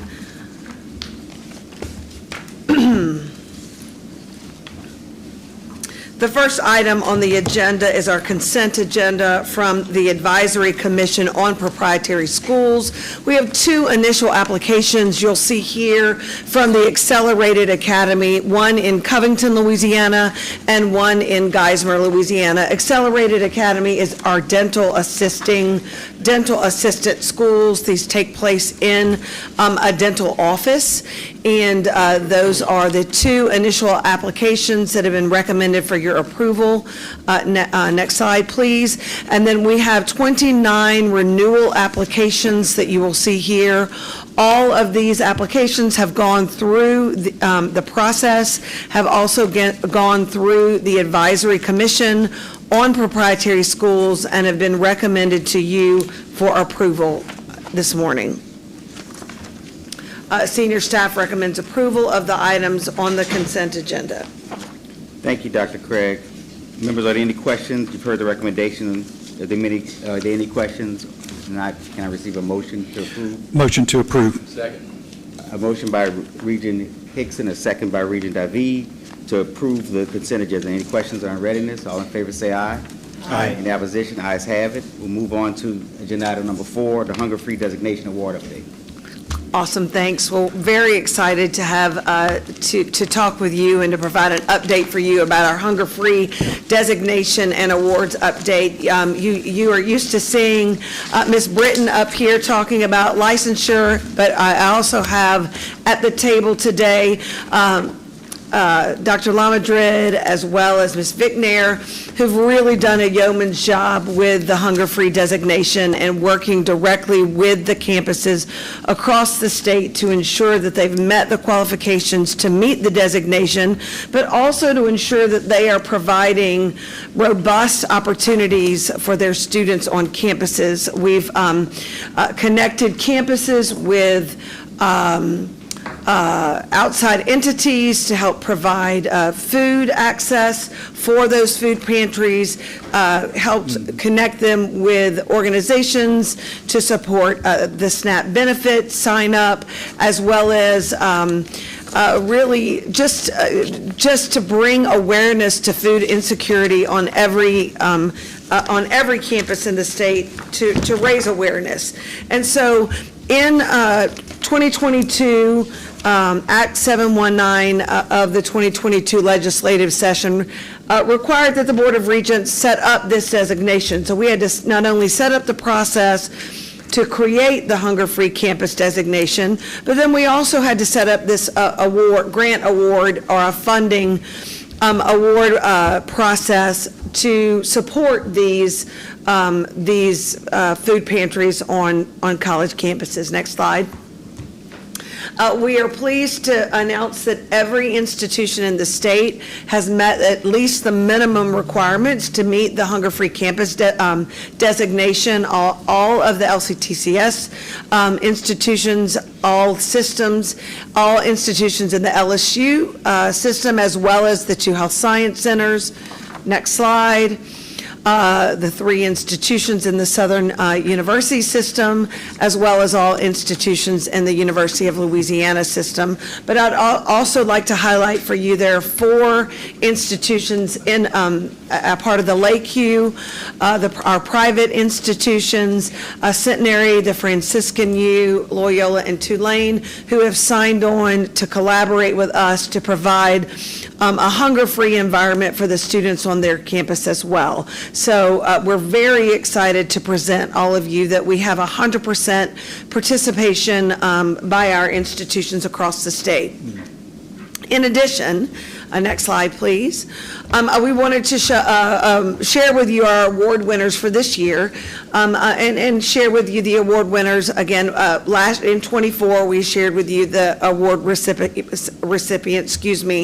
We gave out 6 awards at $8,000 apiece. This year, we had $50,000 to disseminate, and so the decision was made to give out 5 awards at $10,000 apiece. We're really finding that as you know, with inflation, to be able to buy the refrigeration systems or to do some of the things that they needed to do on campus, the $10,000 was really helpful. And so, as you see here, our award recipients this year are Delgado Community College, Fletcher Technical Community College, LSU Health Science Center in New Orleans, Nichols State University, and Northwestern State University. Basically, if any institution was awarded funds the first year, they were not eligible to participate. We're trying to we have very limited funds for this award until we get a designation from the legislature, and so we're trying to spread the wealth. And so we limited who could actually apply for the award this year.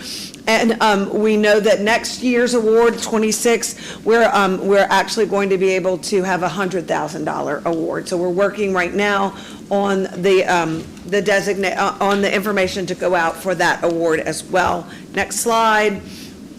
Just wanted to highlight some of the exciting things that are happening on our campuses. As you'll see here on this slide, this is the LCTCS slide, BRCC, LDCC, and NTCC. They've organized donation opportunities and student events. And the Bossier Parish Community College Cavalier Center really provides wraparound services for their students that are on campus. And it's why they continue to get that gold status that you heard about earlier from Military Friendly. We are hoping to follow in the footsteps of the Purple Star Award, and the next iteration of this award, we're hoping we can do gold, silver, and bronze. But anyway, that's to come. That's the future. That's the future of this designation. Next slide. You'll see here in the LSU Health System, there were some holiday food drives, some finals food drives, and an entire anti-hunger week capped by a family service project during a family weekend. Excited about at the LSU system. Slide 14, next slide, please. At the Southern system, you'll see here they had some food distribution at Susla, and then some volunteer drives at Suno and food drives at the Southern Baton Rouge campus. Last slide. You'll see Northwestern gave out vintage T-shirts in exchange for pantry donations. And UNO partnered with the New Orleans Police Department's 3rd District for donations. And then Southeastern actually provided meals to international students in between semesters. So we've really got some innovative things happening across all 4 of our systems. Last slide. And then for our some of our Lakeview schools, you'll see that Loyola had a food drive, as well as there was, Fran, you had a Halloween event with some donations. And then at Centenary, they offered kind of a SNAP a sign-up drive for benefits for students. So every institution is really handling how they're working towards eliminating food insecurity on their campuses. They're branding it to their own, the campus colors, campus vibe, campus theme, but really making it a worthwhile project on each of their campuses. I don't know if Dr. Lamadrid or Ms. Vignier, if you have any short words you might want to say, but we love this work that we get to do with each of our campuses on this work. I think this is one of our favorite projects to work on. I think that both Allison and I have enjoyed really getting to know the staff at these campuses and seeing just the ingenuity and the inspiration that the students have around this issue is really fantastic, and any opportunities for extra funding that we can do to support this project is fantastic. And we're getting ready to go on we started today at BRCC. There are some move the mic closer. Yep, articulation great. workshops that are going on for this week and next week, and we are pairing with the campuses and in tagging in those times for our visits, and where we're going to be visiting some of the pantries and some of the work that they're doing. So we'll get to see firsthand at Nichols and LSUE. I think we're going to Grambling. We're going to Bossier, LSUA. So that's going to be exciting. So we're going to report later. Making sure that we visit every system. So that's fantastic. Yeah. Thanks, ladies, for some really great work. Absolutely. Thank you for the update, staff and Dr. Craig.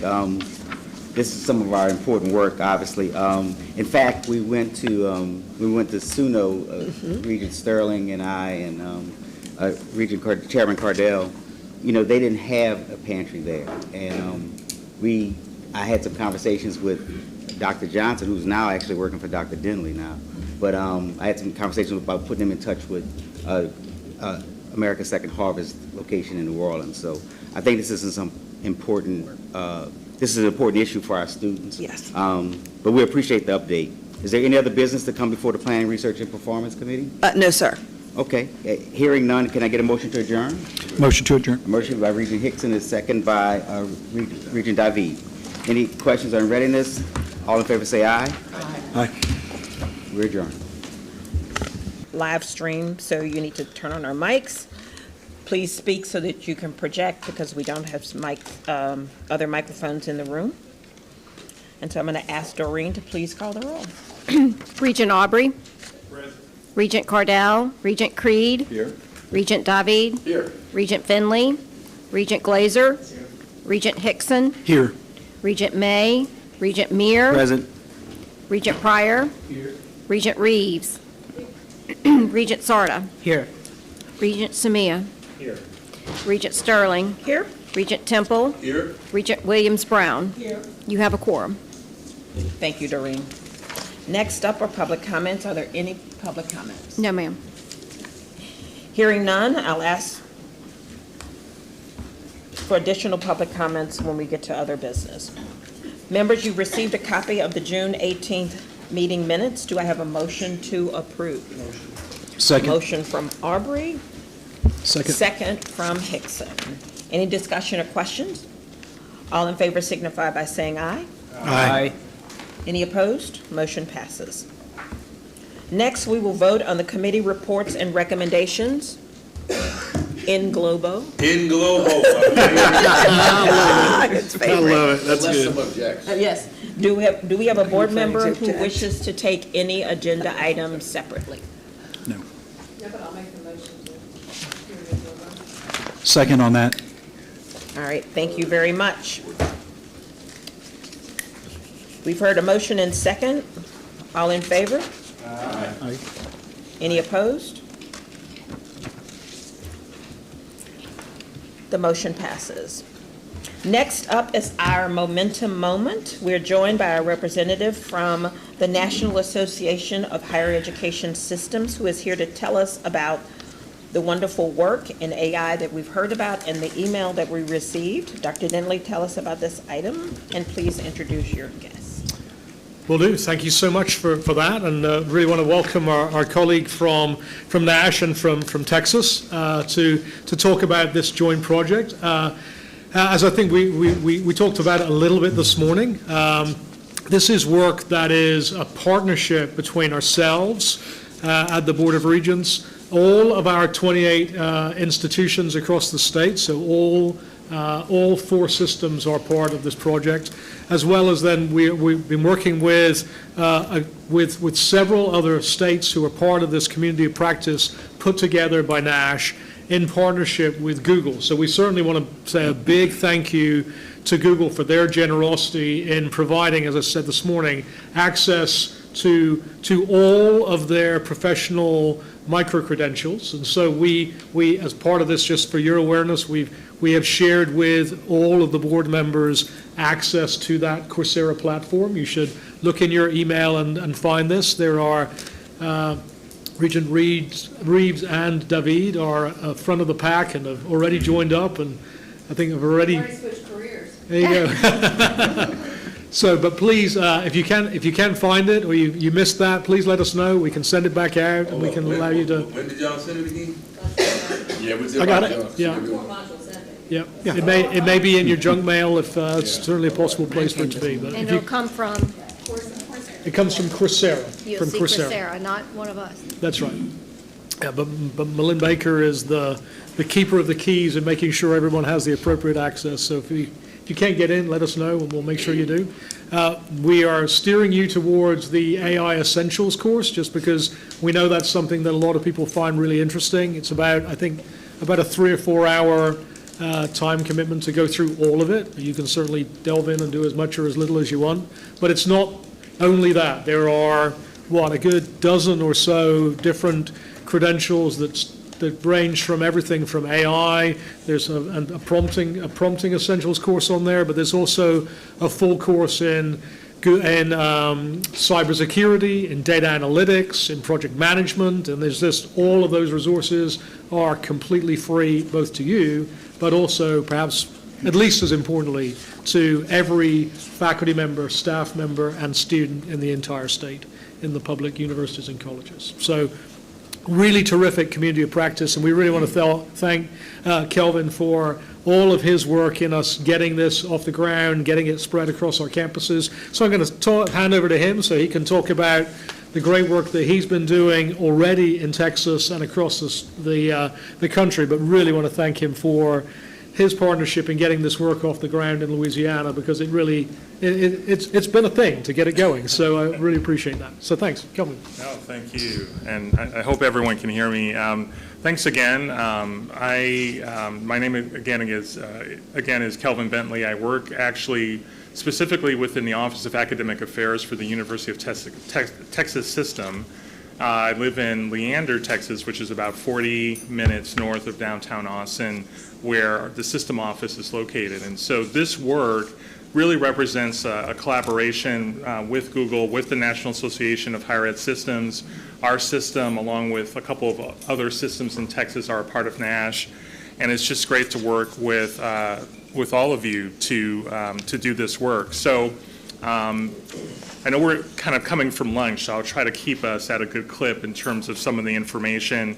And obviously, my time here is short today, but feel free to reach out at any time if you have any questions. My email address is the last slide in the deck, and you can also reach out to me. So we're really finding in terms of just active participation, survey completions from both learners and employers, that microcredentials do matter. They are top of mind, career readiness. And again, completing a microcredential is only one way of obviously to to be attractive in the world of work.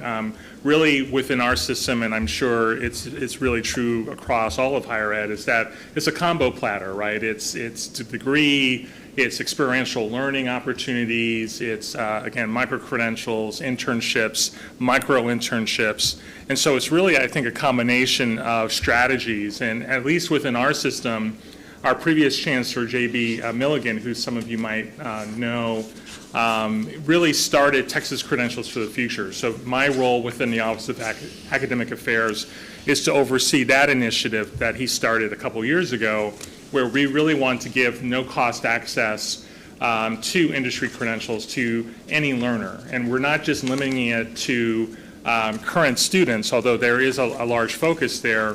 We are also making it available, as Christian mentioned, to faculty, staff, alumni. Some of our campuses are really doing a strong push there as well.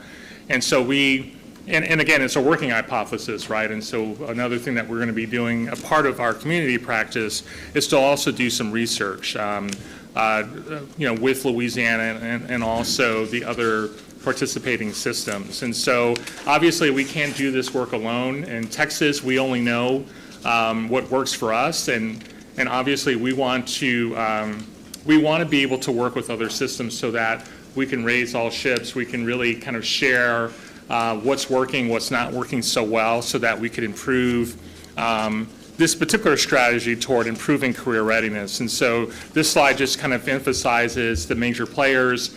The community of practice initially started last summer with about 11 systems, including, and you'll see this in the next slide, and maybe I'll just skip ahead a little bit here. But the selected systems are actually here, and they include some very large systems. SUNY, for example, is a very large system.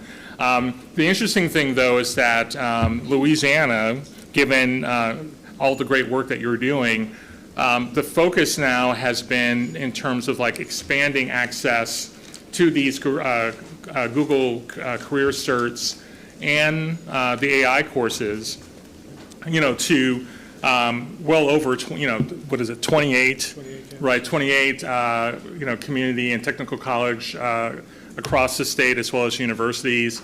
One of the things I forgot to mention in my intro is that the last time I was actually here in the building was when I was an assistant professor overseeing a brand new Bachelor of Science program online, and so at Northwestern State University. So that's actually early in my career after I got my doctorate. That's where I actually did some teaching, and so it's weird to be back after what is that? After so many years. Well, you'll be working here. That's right. That's right.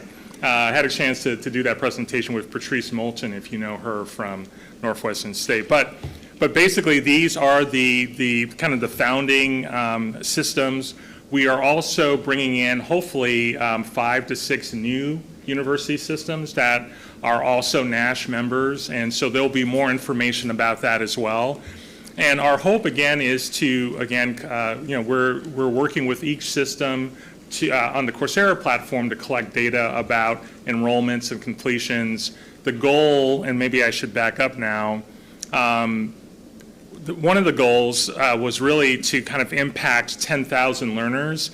These are the benefits that are listed here in terms of system participation. So as Trishan mentioned, no cost access to content from Google, but it also included things like a $15,000 stipend, which I know is not a lot of money, but a lot of the systems have been using it to incentivize faculty to experiment with the use of the microcredentials in some of their courses.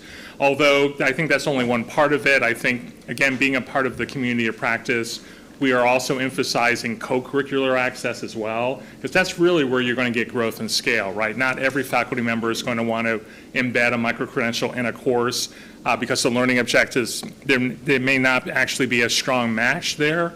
But even in Texas, we're experimenting with both.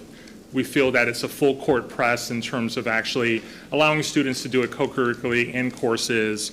And so our hope with the community of practice is that, again, we can share lessons learned and actually improve this process. if you actually do a lot of, if you do some research in this space, there's not a lot of great research on non-degree credential, the impacts of non-degree credentials on job outcomes. There are some things that Burning Glass Institute is doing and in other groups, but I would say it's still very early days, and so this is a great opportunity for Louisiana to be front and center in terms of doing this work and helping us collect the data that I think that's needed to help us figure out if the addition of a microcredential with a traditional degree matters to our alumni after they leave us. Some other things I'll just mention, because you're probably wondering, why is Kelvin here from the UT system, other than the fact that our system is a part of NASH. We have been at this work since, again, roughly about 2022, when Texas Credentials for the Future launched, given Chancellor J.B. Milligan's support. And so what we bring to the table is just these types of things, kind of our previous experience doing this work as a Grow with Google institution or system. We also have some really interesting faculty development models that we're sharing with the schools, faculty fellows. We have some of our campuses like UT Arlington that's done a great job in terms of outreaching to faculty and getting them really excited about this work. We also have done some learner outreach as well and sharing some the good, bad, and ugly in terms of reaching out to students to do this work. And then data collection. So one of the things that we're going to also do as a part of the community of practice is share what we're doing in Texas in terms of tracking alumni who have actually earned the microcredential, and then using unemployment insurance data from the Texas Workforce Commission, linking that data. So as you can imagine, when you're doing this type of work, it really, you're creating kind of a data jigsaw puzzle made up of disparate parts all over the place, right? It's Coursera, demographic data from the student information system, job outcome data, all of that comes from different sources. And so we will also be sharing, again, the good, bad, and ugly in terms of doing that work with the community of practice, which hopefully will inspire some of us to maybe come up with a common or a similar way of doing this work. So, obviously, with the Board of Regents and working with your team, Trishan, this is just a summary of where we're at. And again, a couple of the data points here are old. We have faculty who are coming on board to do this work ongoingly. So some of these numbers really don't speak to the commitment that your state is making in terms of this work. The number of licenses per campus is about 500, but licenses work like library cards, right? Or I'm sorry, not library cards, library books, where you can actually reassign the licenses to more than the starter number of 500. So I wanted to kind of just emphasize, you have system-wide or statewide in your case, a chance to touch at least 14,000 learners, if not more than that, right? We can take that number, multiply it by 500. My math is not all that great, but you can see the potential as we continue, and the community of practice extends through 2027. So it gives you, as well as our other systems, I think more of a runway, right, to assign those licenses, speak to the learners, through surveys, focus groups, to find out what impact is it actually having. So just excited to work with you all. And then here are some things, and maybe I'll pause, because obviously this is your system. So would you like to speak to this slide at all, just given what you've noticed? Yeah, happy to. Yeah, so Regents may be sort of interested in where it is that we are intending to take this work. So as Kelvin said, we have 14,000 simultaneous licenses across the state as things currently stand. This really allows institutions to do everything from, and there are institutions that are looking into all of these different pieces, looking to take all of their faculty and staff through some of these credentials, like the AI Essentials course, to really raise that kind of awareness. We have faculty members who are looking to take modules from some of these credentials and actually wrap them into their into the courses that they're teaching. Some of the courses themselves are very substantial. The data analytics course, I think, is several thousand or 1,000 hours, maybe 1,500 hours all told, much more than a single course. And so they can take modules that are appropriate, wrap them in, allow students to earn parts of those micro-credentials, and then open the door for them to go further and to earn the full credential itself.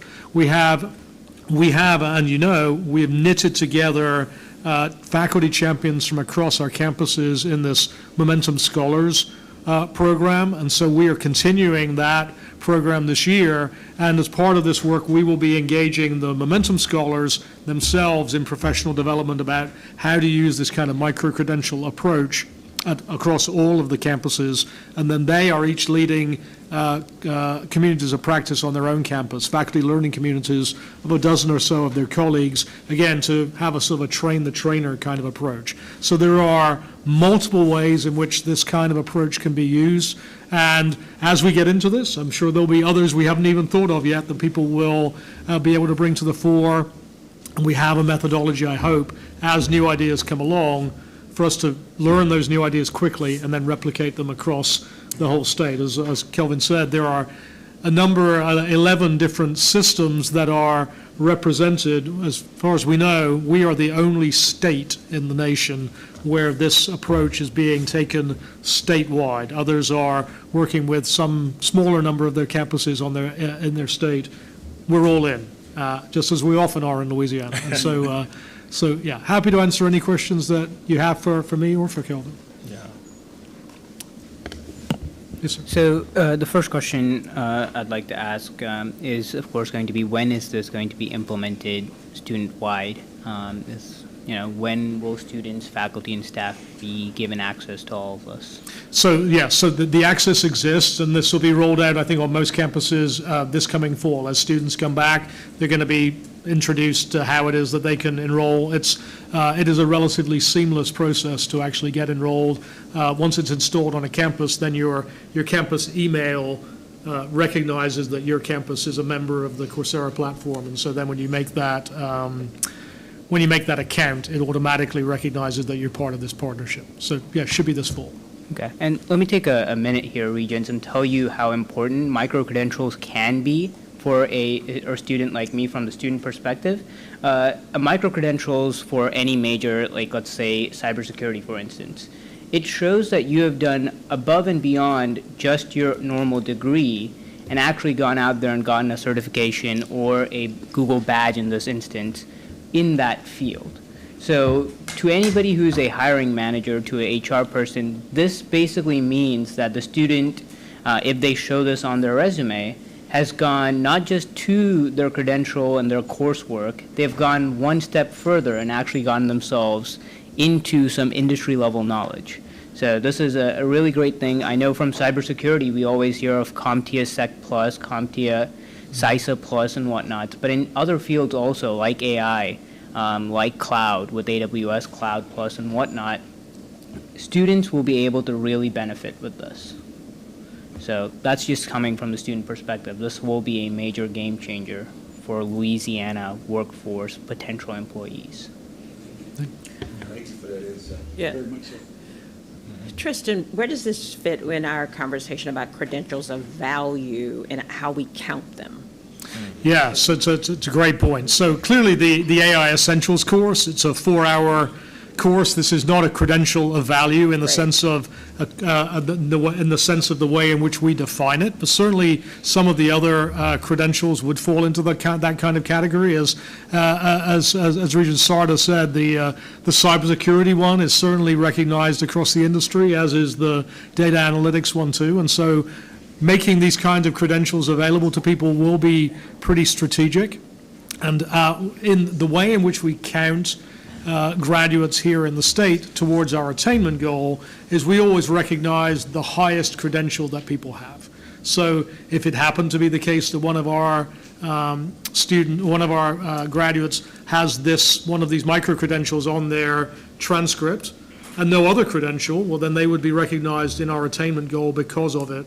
On the other hand, if they have an associate degree or a bachelor's degree or a technical diploma, it's going to be that one that we will count in our overall attainment goals. But as we've said, it is a sort of it's a combo plate kind of approach. We recognize that the degree says the degree, but these kinds of micro-credentials can add the added extra that often is a differentiator. Yeah. Regents, are there other questions? One of the things I did notice is I used the email that I used for my Board of Regents account. It recognized it, and so it's asked, it recognized me as a Board of Regent, asked me if I wanted to join, support, so on. So Yes. I just would make sure that we all know that our email we use for the Board of Regents is the one we're going to need to create our login with. Yeah. Because that's the one that's going to be recognized to allow us. Yeah. Yeah, I'm already in. A little trouble following We do. Now we have three. That's good. But it's, thank you. No, thank you. And as I say, if you do have, Regents, if you have any difficulty getting in, please let us know. We'll be happy to, and we can send that invite to any email that you like to. We can Yeah. so if that's, I just saw that come up, and I used that email, and then I realized I'm glad I did, because it did recognize it. it's a test, really. We're Yeah, just it's a seeing whether test. you're using that Yeah, email. That's all it yes, is. that's good. Can we get a tutor for, Regent Temple? I'm in. I'm just not under the, I'm just in on my own outside of the Board of Regents. I wanted 5 stars. Sometimes I've learned from baseball that sometimes it's a good idea to just let the pitch go by, and I think I'm just going to let the pitch go by right there. That's good. Regents, any other questions? Got it? Yep. Thank you so much, Dr. Dentley, and Yeah, thank you. welcome I appreciate back the to opportunity. Louisiana. No, thank And you. It's great to be Dr. back. Bentley, we're thrilled to have you with us. I'm excited about getting logged in and getting my credentials, because I think it also looking for the application of how do you use it to fill in gaps sometimes with team members where Yes. there may be skills Yes. gaps, and maybe there's a place to be able to direct individuals to when there are opportunities, particularly around data analytics and some of those opportunities. So excited about the partnership and looking forward to hearing more. Thanks so much. No, thank you. Good to see you. Yeah, good seeing you. Regents, will move on to the chair's comments, and as usual, the commissioner left both Dr. Craig and I instructions. And so just a few. Detailed instructions. Details instruction. So a few things about what's been, we'll talk about what's been happening over the summer, but as usual, we'll start with our student member, Regent Sarter, to tell us about what's happening as we start the new academic school year. So for those that are here from, I guess, systems, which would probably just be me here and my vice president, we have started campus-wide. We are starting college back again. Summer's gone, fall semester's in progress. From the, I guess, report-wise, something that was presented to me by the commissioner was, of course, the Hazing Prevention Summit that will be happening here at the Pennington Center in September.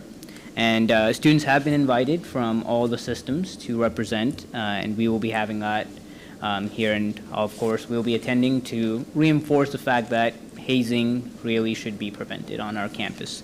More on from the president's wide, from the Council of Student Body Presidents, we have confirmed dates for Council of Student Body President meetings, and of course, following these meetings, whenever I get a chance to report back, I will report back at these meetings. And so the first meeting will, of course, be hosted here in Baton Rouge by Main Campus, LSU Main Campus, October 3rd and 4th. Bossier Parish, BIPSI, will be hosting the November 7th through 8th meeting. Then, of course, we'll be out there at Washington to meet with our congressional delegation. McNeese will hold the meeting in February, 27th through 28th. And of course, we'll go back up to Shreveport at SUSLA, which will hold the April 10th through 11th meetings. So after these meetings, expect me to come back with a more grandiose report. Semester has started, so all of our presidents across campus are getting on board. And once those issues or things that need to be addressed from the Board of Regents perspective comes up, I will be reporting on them as I get notifications from my presidents. That is all from me. Thank you. Wonderful, thank you, and we wish you a great semester and look forward to hearing more along the way about the great things happening on each one of our campuses.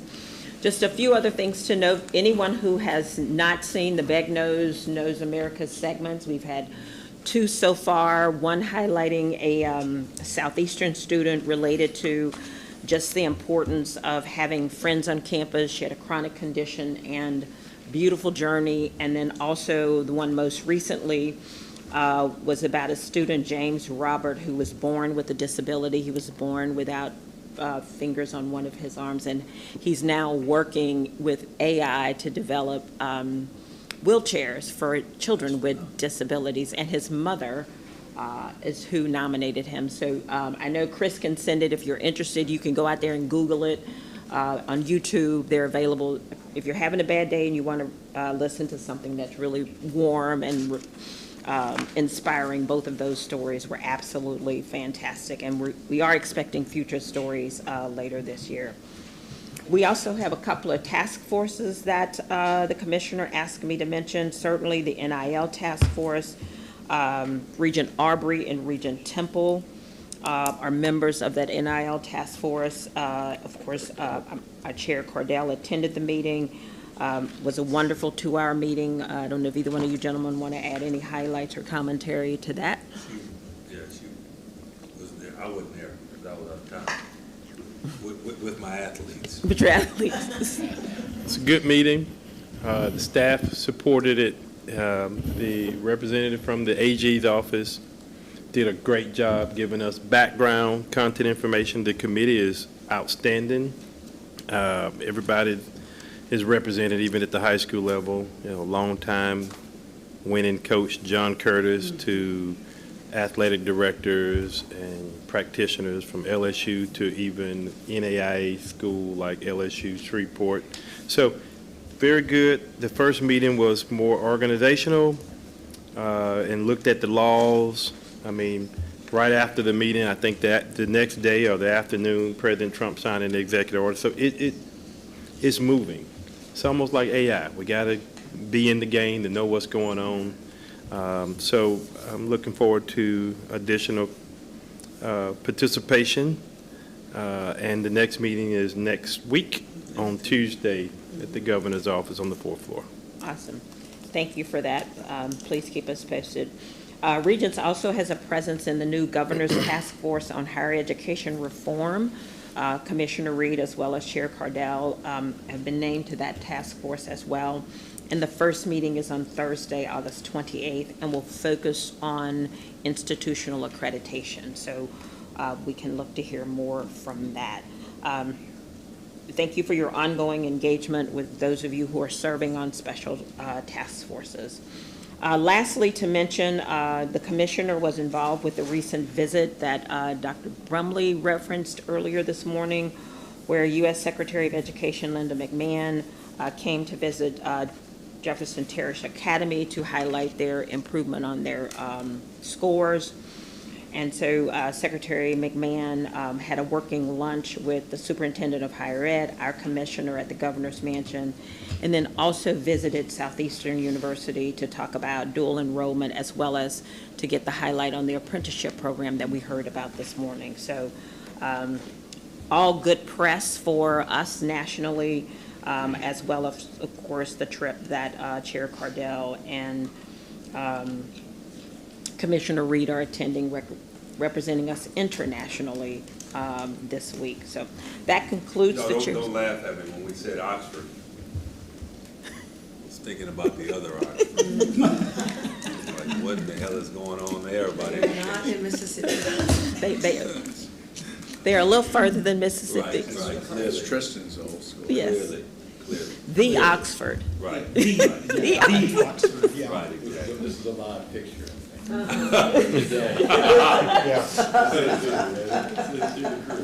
Absolutely. Any questions? That will conclude my comments. I'll turn it over to Dr. Craig for our higher ed commissioner report. Absolutely. Thank you, Vice Chair Sterling. It's really hard to believe that we're here in August. It will be Christmas before we know it, but we're here at the beginning of the school year, and the new academic year. year is here, but we're certainly excited that we're welcoming students back on campus. The first thing that we'd like to update you about is something, our summer project here at Regents is to help our foster youth start college off on the right foot. And so I'd like for Emily Skycay to just stand up. She has really spearheaded this event.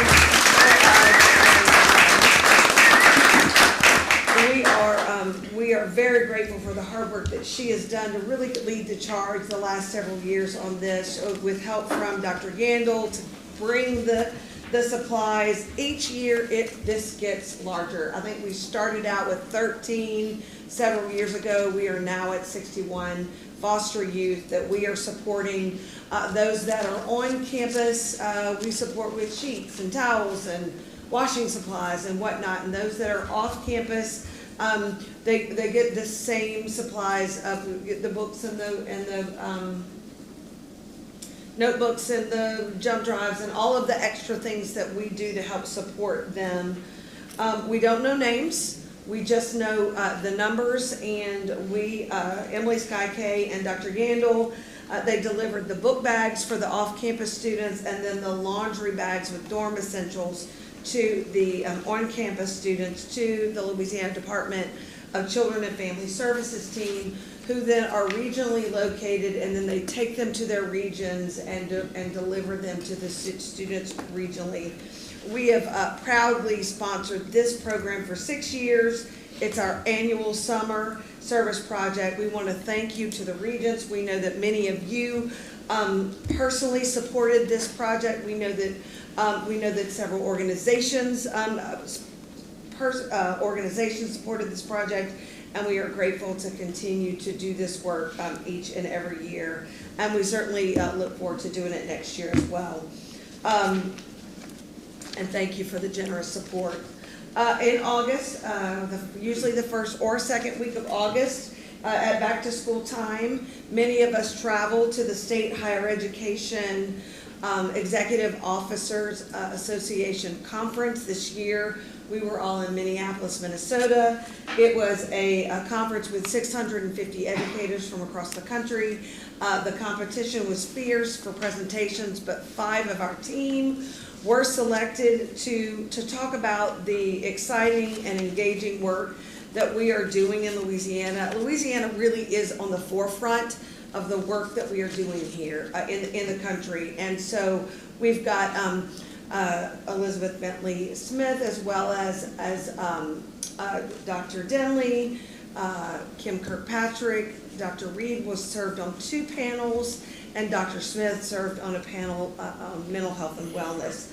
So 5 Regent staff members presented in Minnesota, and really just Dr. Reed served on 2 panels, which served on kind of the return on investments, if you will, for dual enrollment and strategies on improving education and workforce alignment. Again, so really as we continue to push our efforts from cradle to career, we stand at the ready and at the forefront of what we're doing.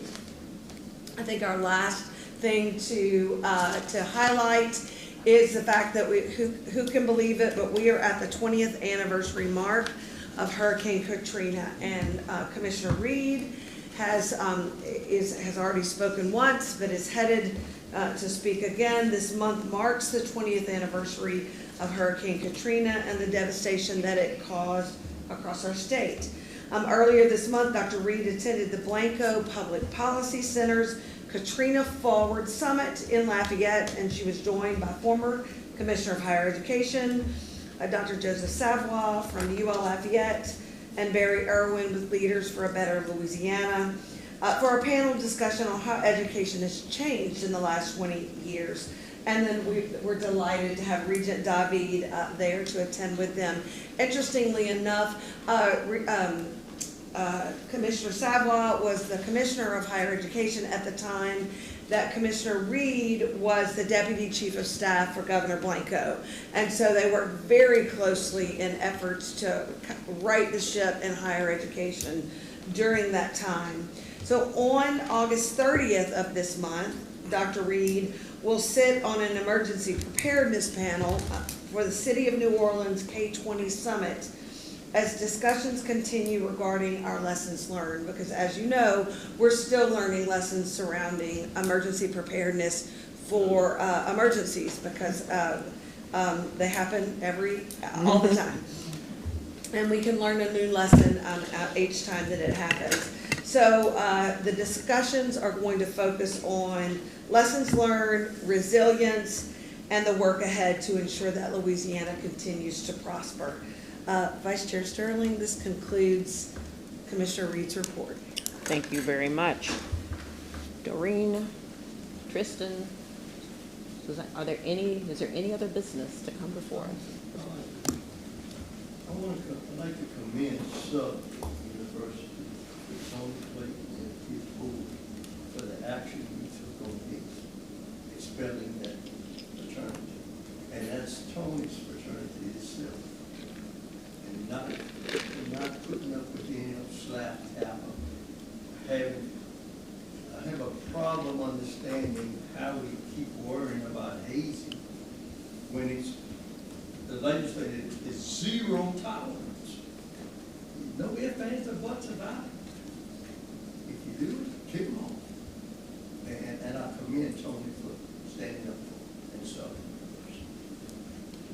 Yes, great. A regrettable event, but certainly when we referenced our visit down to SUNA, we were actually visiting Southern New Orleans right after it happened and had lots of discussion about how we continue to change the culture. And I think only through those types of actions do we change the conversation related to that. So thank you for that.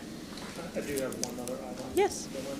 I know last meeting, Regent Pryor and I think Regent Aubrey had some questions about Southern New Hampshire University, and I forgot, to be honest with you, what the exact questions were, but I thought that y'all were going to get back to us with some information. Is there any way to go back and... I'm sorry, Regent Shamia. I did have a conversation privately with Regent Aubrey and Regent Pryor, and I should have included you. Bottom line is we're on a track. We're collecting information now on that to actually do a board development. For scheduling purposes, we're not going to be able to do it probably until January. We don't have a meeting in November. We have December. We have a Bessie meeting and so forth. We're going, I think, October, we're going to Monroe. So we're collecting the data now. In that data, though, we're going to try to also get information from the university presidents as well, because I know that was one of the questions Regent Pryor had. But we're planning on doing a big board development in January, sort of discuss this and present the data that's available to help us get a grasp on the licensure schools. Thank you. Thank you for that, Regent Meyer. Great questions. We couldn't leave without a question from Regent Aubrey. You're doing such a great job. Yeah, I'm sure Regent Aubrey No. pushed it to adjourn. I might. No, y'all know my big issue, and I don't want us to understate it, is higher education and how we're dealing with the budgets and enrollments. And I think our next meeting. Please come next month. It's 2 days. No, in a row. I'm going to be there, Yeah. but I know how the two that I've gone to, I know how they've been. We have not gotten full responses from our questions yet from the system. So hopefully we will before that finance committee meeting in a month, or less than a month now. But I didn't have a question. Just making a point. Let's be prepared. The governor has appointed and charged us to be good stewards. There's a lot more than can be done and should be done as it relates to accountability. There are a lot of campus heads that are being changed at the system levels, more in the UL system. The legislature appropriated a lot of money for UNO. I mean, yes, they have a balanced budget this year, but this enrollment and the cost of doing business, we just need to make sure that we're being honest and on and upfront about the challenges. And the new president of ULM has gone in there. Whether it's controversial or not, she's had to make some changes. She's consolidated. We've seen it happen at UNO. We've seen some of the things happen at Northwestern. New chancellor going in at SUNO. I mean, they're having to deal with it, but we need to be aware of any challenges so that we can be advocates and help. And I'm glad you brought that up, Regent Aubrey, because so next month we have, for those of you who hadn't been here for too long, it's a 2-day meeting. We have the first day is we have every system head come here and we ask them questions about their finances, about what their plans are for enrollment, everything else. It's the one day a year that each head of their system's here so we can ask them questions. It's really informative. And again, we're collaborative. We don't have Regents versus UL versus, we're all in the same boat and we all have the same problems. If UNO has a problem, we have a problem. And so it's a great time. A couple years ago, we kind of felt like we got our pants pulled down because we didn't hear a whole lot of stuff until everything was fine. Everything was fine. The end of the year came and couldn't make payroll type of stuff. So I feel like we asked better questions last year and got better answers. We even improved those questions this year. We hope to get better answers in advance, so we'll know what questions to ask. And if we don't, we probably know we need to ask more questions. Right, and we get those. I know someone is getting those quarterly reports. I haven't seen them. I mean, maybe the finance committee gets them. But I will have a lot of questions. But I do want to say, as regents, that we all need to be involved in that. We all need to be involved, Collins, in that conversation. We got to. It's not a witch hunt. It's part of the solution to figure out how we can make it better for everybody. So Regents, those dates are Tuesday, September 25th, 23rd for the budget hearing, and Wednesday, September 22nd at 9 for our next meeting. So those should already, the 23rd and 24th. 23rd and 24th. 23rd and 24th, yeah. Should already be on your Tuesday. calendar.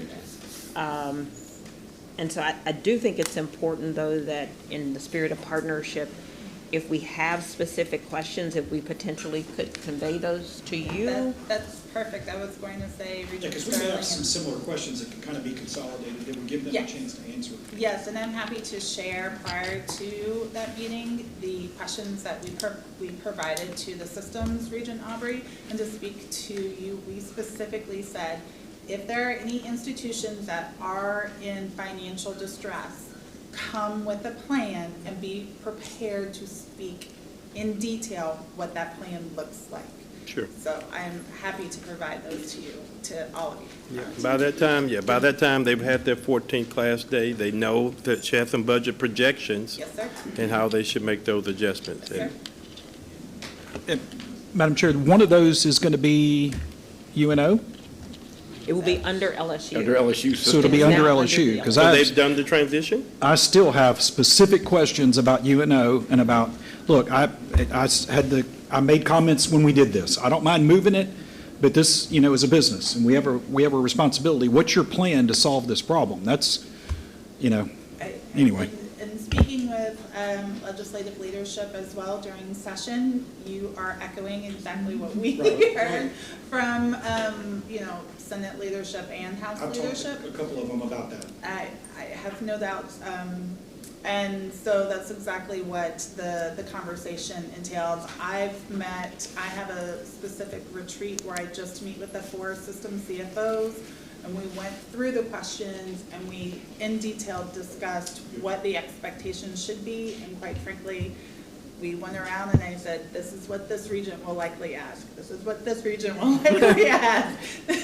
So in preparation, but also they have to have their answers approved by their management boards before they come. Right. So their management boards are fully familiar with what you will be reading at the budget hearings as well. And LSU will, just to be clear, will be presenting on UNO. They, at that time. Their system head will be here. Right, their system head will be here. Dr. Lee will be there, I'm sure. LSU Representative Starnes will be there, as well as every single system, institution president within LSU normally attends. I will be sure that the institution president from UNO is there as well. I do not believe that at that time it will have fully transitioned over. I don't think it happens until November? No, Or, I'm sorry, next year. It's next year. Yeah. The way the timetable is Exactly. full, SACS will not get full approval until, I believe, July 2026. So they'll still be in transition. Right, they're still in the UL system. So can we schedule it so those are back to back? They are. There you are. I just don't clearly, want somebody to- I knew what you wanted, right there. Yeah. So we have both people in the room. Yes, I think yes. we all, I think everybody is aware, this was not a thing that LSU said, hey, pick us. Right, We'll do it." exactly. This was something, this was a political move that they said, move them over here. Right. And they're like, figure it out. So Yeah. we But- just need to be aware of But it's that. the perfect time to Because- They're still plan. gonna do it at this point. Right. I'm not trying to take up for anybody, I'm just, you know. But let's not be naive. If we have a real conversation, UNO got a lot of attention, but there are a lot of other institutions true. that there were some vice presidents that are no longer exist because of these same thing that UNO went through publicly. And so, you know, we could be passive about it and be quiet, but maybe because I work a lot with the universities, I'm out in the community, and I'm telling you, some of them are going through some It's things. rough. Oh, absolutely. Absolutely. So. All right, thank you for that. Anything else we can do to support you, ma'am? No, I know like it. I She's said, a I'm happy to firecracker. provide I those mean, questions to you, and should you have I'm not additional sure. questions, I just want her will to say ensure it. that they are asked. All right. Madam Chair, I would move to adjourn this meeting. Well, we have to first ask, do we have any public comments during? Really? Energy. Tell me something, the NIL, we talked about these other institutions, so NIL is putting like, heck of a road. No, all it's doing is Draining enhancing. money. It's just enhancing the challenges that already exist. Yeah. Right, it's speeding up the challenges. Right. Like I said, I was out of town for the first meeting, but I look forward to digging in, but, you know, this coming Tuesday, but, like Regent Aubrey just said, we already had several institutions that were already struggling, right? Talking to Regent David about UL, you know, that this challenge, you know, they're dealing with the challenges of, you know, the ruling. But the reality about that is, if they were already having challenges and now they're being, you know, it's being put on them to do more, give more, they're not gonna be able to do that. It literally is right now in Louisiana, from an NIL perspective. LSU, UL's right after, you got Tulane, but that's not in our purview, right? But, and I'm dealing with it because I got a nationally ranked 9th grade volleyball player. I just came back from working out with the USA 16 and under team. She's 14. So they're already starting, the Sharks starting to circle already. Unbelievable. In the 9th grade. Okay, like what she. I asked Collis, he told me no, I couldn't. But you know, we actually got an NIL agent that will be added to the task force. Yeah. We have an NIL agent that will be added to the task force. So I don't know how they're gonna compete. I just don't. Yeah. I don't have a clue. Because we all think about the student side, when it's done to the budgets, the athletic budgets for all of our institutions, even LSU, but LSU can help. LSU can handle it. Everybody else, it's death. It's over, because watch this, these institutions already don't have profit-generating sports Yes. programs. Yes. It's not even making profit now. Yes. So now you gotta put out more The money. school's got to pay more money into I it. had, So someone gonna close it down. in Southeastern, and I played in Southeastern back in the day.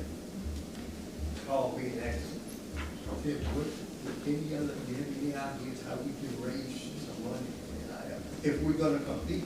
Because kids are not gonna go to a school that doesn't have the athletics. They're not even, yeah. And Absolutely. sorry, Regent Sterling, one more time. But in response to your question, Regent Hickson, and your question, Regent Aubrey, at the NIL task force, I, at that moment in time, texted the 4 system CFOs and suggested that they attend the next NIL task force, or at least some of the institutional CFOs who have large athletic programs to attend as well, so that some of the questions that you were diving into, that you've already touched on, Regent Hickson and Regent, that, yeah, all of the regents that y'all have touched on for sure, that they are there, should there be any questions, they can answer them I believe in real that, time. that some of these schools are gonna have to fold up their athletic program. Yep, I think you're right. I think nationally, there needs to be a poaching fee. For the big four conferences, But like, if you go get this great freshman out of ULM, and it's gonna cost you $500,000, maybe ULM gets a little piece of that to help offset what they got going on. That was brought up at the beginning. But watch this, so, that's, I'm about to say, that's, the poaching fee is opposite the portal. Exactly. That's opposite. If you accept, well, they're out now. They need to pull the portal back. When they opened up in it, but that's my opinion. Thank you all for a lively board discussion. And a great board. There is a task force. We'll hear more. We have a motion from Regent David, second from Regent Temple.